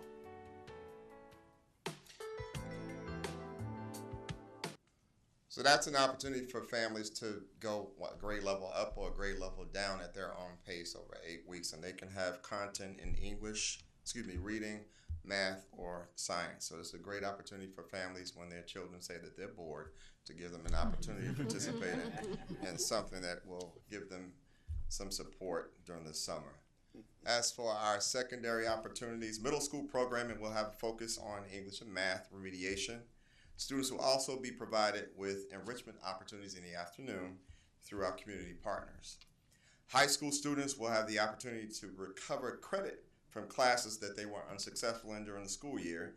And additionally, we will offer credit advancement in Health 1 and 2, Driver's Ed, Outdoor Ed 1 and 2, Geometry, Algebra, and Economics and Personal Finance. So how do we identify students for Elevate?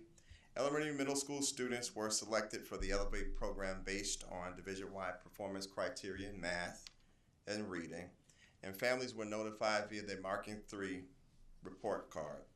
For high school students eligible for credit recovery, that's communicated with them through the Marking Period 3 report card again at the school year's end. Students are registered for credit courses through their school counseling office. The number of students registering for and attending will be shared at the conclusion of summer school, when we usually come just at the end of summer or just at the beginning of the fall. Relative to some of our innovative summer learning opportunities, as part of our commitment to innovate summer learning, and we talked about that the summer before last, I'd like to share just an overview of our Elevate STEAM camps.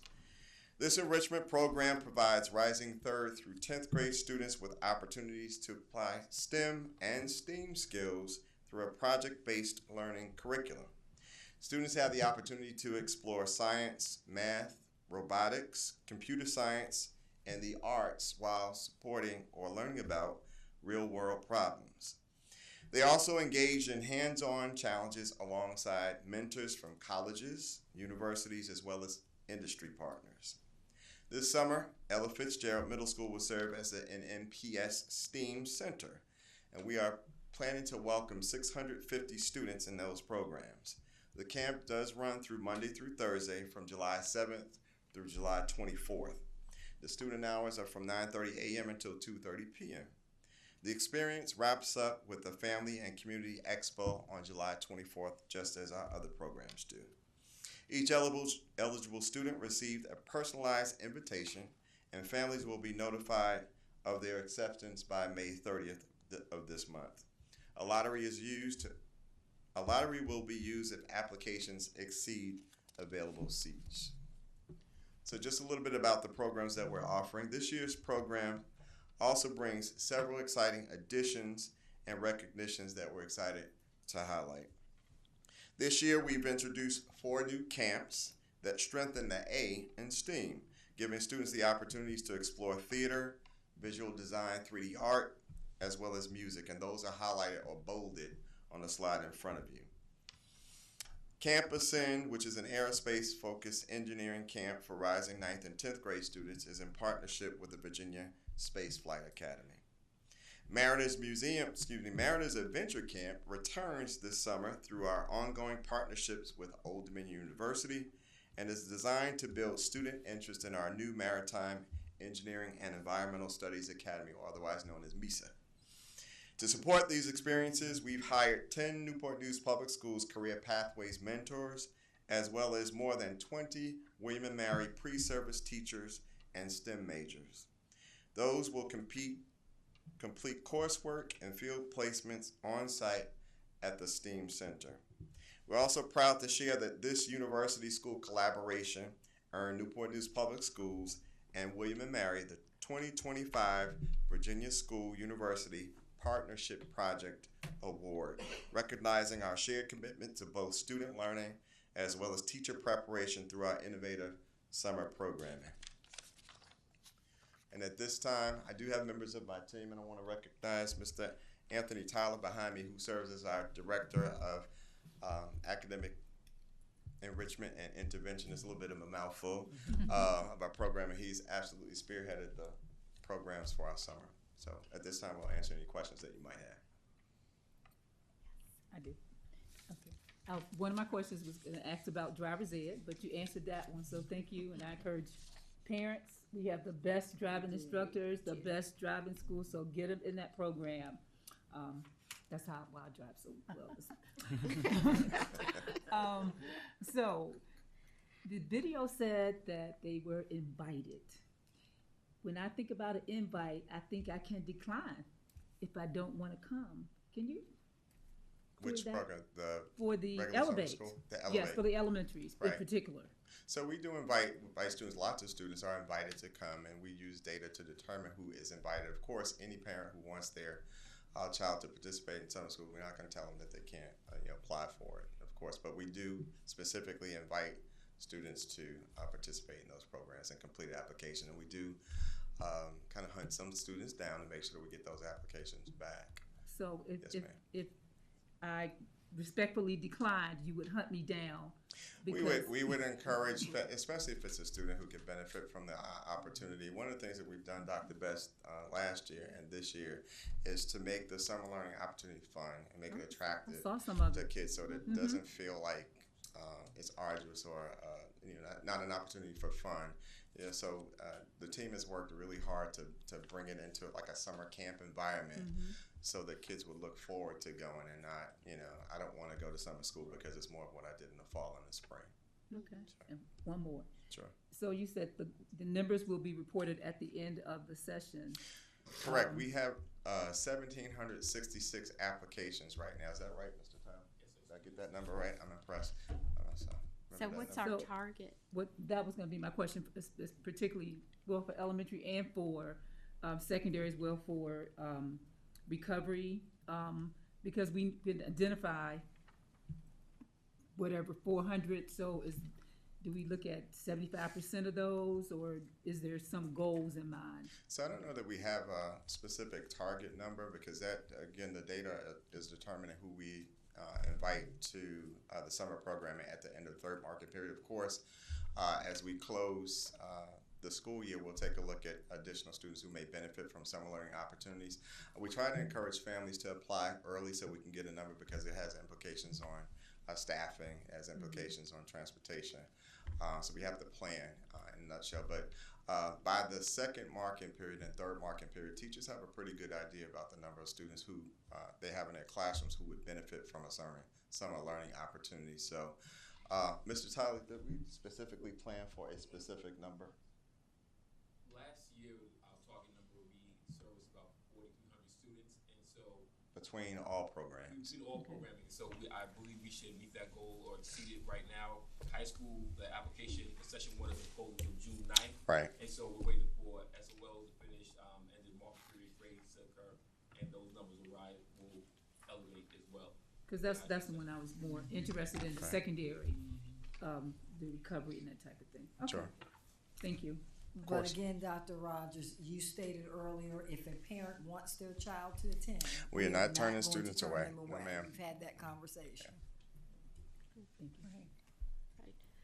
Simon. Oh, yeah, I just wanted to thank you, piggyback on Dr. Best's questions. Do we have a sense of, I'm going to say I'm more interested on the elementary side of, but like the reading and math, probably elementary and middle school recovery. Do we have a sense of how many we invite versus how many attend. accept the opportunity? Yes. We can get that information for you at the close. We will absolutely have a count of the number of students that were invited as opposed to the number who attend, as opposed to the number who complete the first day and the last day from beginning to end. So we will absolutely produce those data for you. Yeah. I wanted to ask in terms of, I know sometimes parents in elementary will not send their children because of childcare issues. Do we have any partnerships with nearby organizations or that may be tied to the school to help with childcare? Parents not are that needing. I'm aware of. I know Parks and Rec usually partners with schools, and I'm not sure where the team is. I can get that information with you with Parks and Rec, but generally not as a practice as of late, at least since I've been here. Because that might be a selling point for students to attend. Right. Thank you. Okay, Mr. Brown.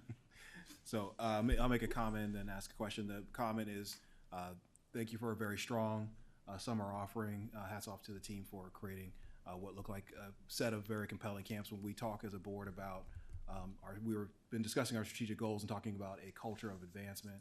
And so this particular set of summer camps and opportunities for students, I think, is a very strong example of what a culture of advancement looks like in our schools. And so I want to say congratulations on that piece of it. Thank you. And then the question is around what do the future years look like as far as being able to expand the number of offerings, especially in middle and high school, for SOL verified credits, and expanding the number of seats available for kids, going into out years. I think our biggest year that we've ever had was about 6,000 students or something like that. And how can we flex ourselves to get to that and beyond in the future to expand the program for those number of students and offer more courses in the middle and high school area? Sure, that's a really good question, Mr. Brown. I think this year we've expanded the STEAM camps. We have more students who are interested in summer learning opportunities as well as their families.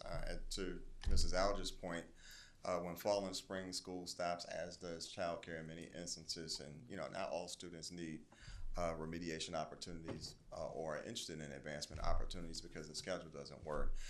So we've tried really hard this year to make it more attractive to families to want to send their children to some of the camps that we've created with our STEAM camps.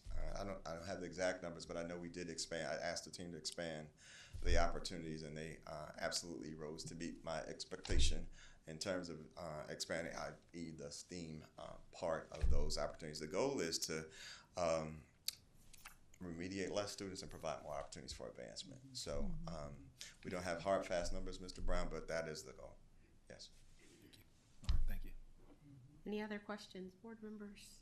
I just want to ask sort of a question and do we capture if people choose not to go, why they're choosing not to go, and or if there are hindrances to people participating when their students or families when their students could really benefit from it, just for information so we can work to improve on those, minimize those hurdles and so that more have.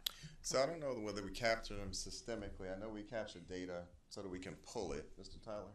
We do capture the data so we can pull it at the end, but we ask parents, if you decline to come from Elevate, you have to decline in writing your reason why, stating that, and we document that on file. So you do. Okay. So we'll share that information when we bring end of the program report, some of the reasons why families declined. That'll be helpful. Sure. Yeah, thank you. Anyone else? Oh, we're excited for summer. We'll be in the buildings. Thank you. Right, 5.04, the attendance report. 5.05, the membership report. 5.06, construction report. Board members, you've received a copy of this report. Are there any questions at this time? Hearing none, we'll move on to 5.07, comments by the superintendent. Dr. Mitchell. Thank you, Madam Chair. We celebrated all 42 of our 2025-2026 Teachers of the Year at our annual banquet and announced 3 division-wide honorees that you see on the screen. Jenkins Elementary School's reading specialist, Michelle Young, was chosen as the Elementary Teacher of the Year and the Division-wide Teacher of the Year. Hines Middle School's 8th grade science teacher, Sarah Watson, has been recognized as the Middle School Teacher of the Year, while Menchville High School's government and law teacher, Kylie Davis, was awarded the High School Teacher of the Year. So congratulations to all of our dedicated Teachers of the Year.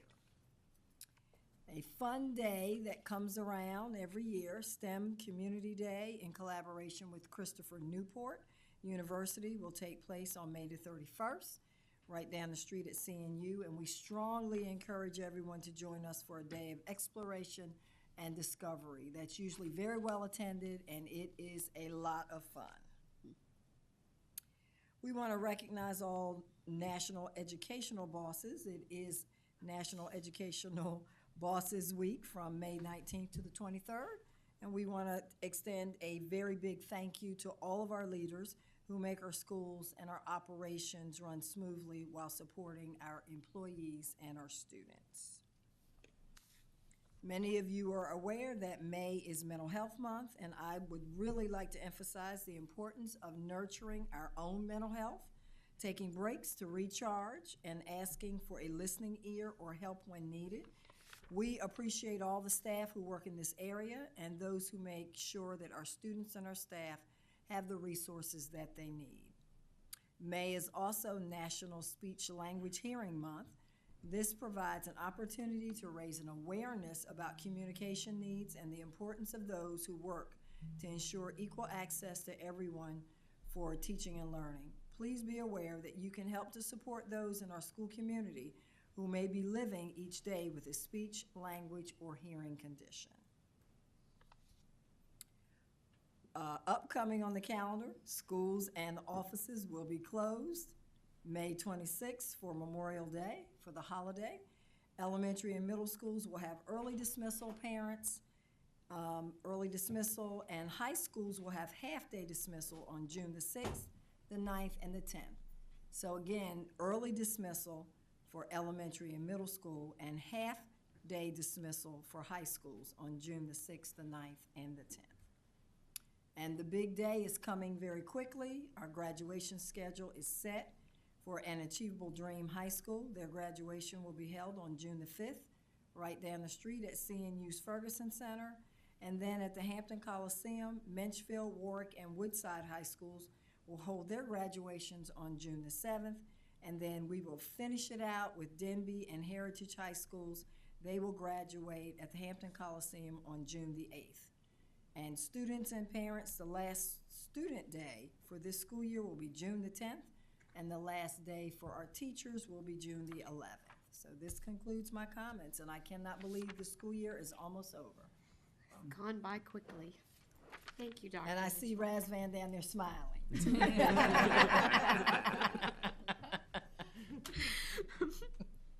We will move on to item 6, another opportunity to hear from the public. Do we have any cards? No, ma'am. Now we will move on to matters by the school board.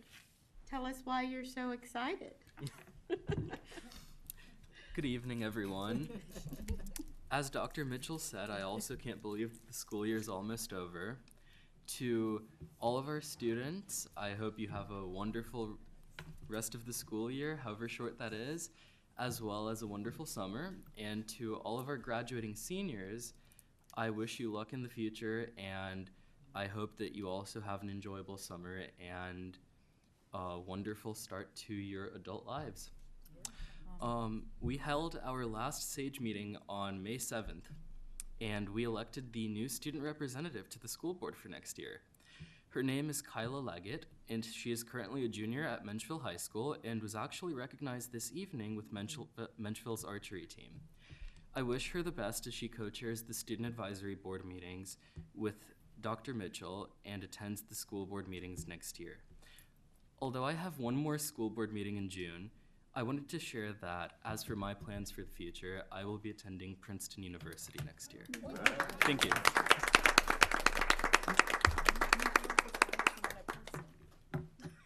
We are really excited. We could end on a high note and just end there. We good.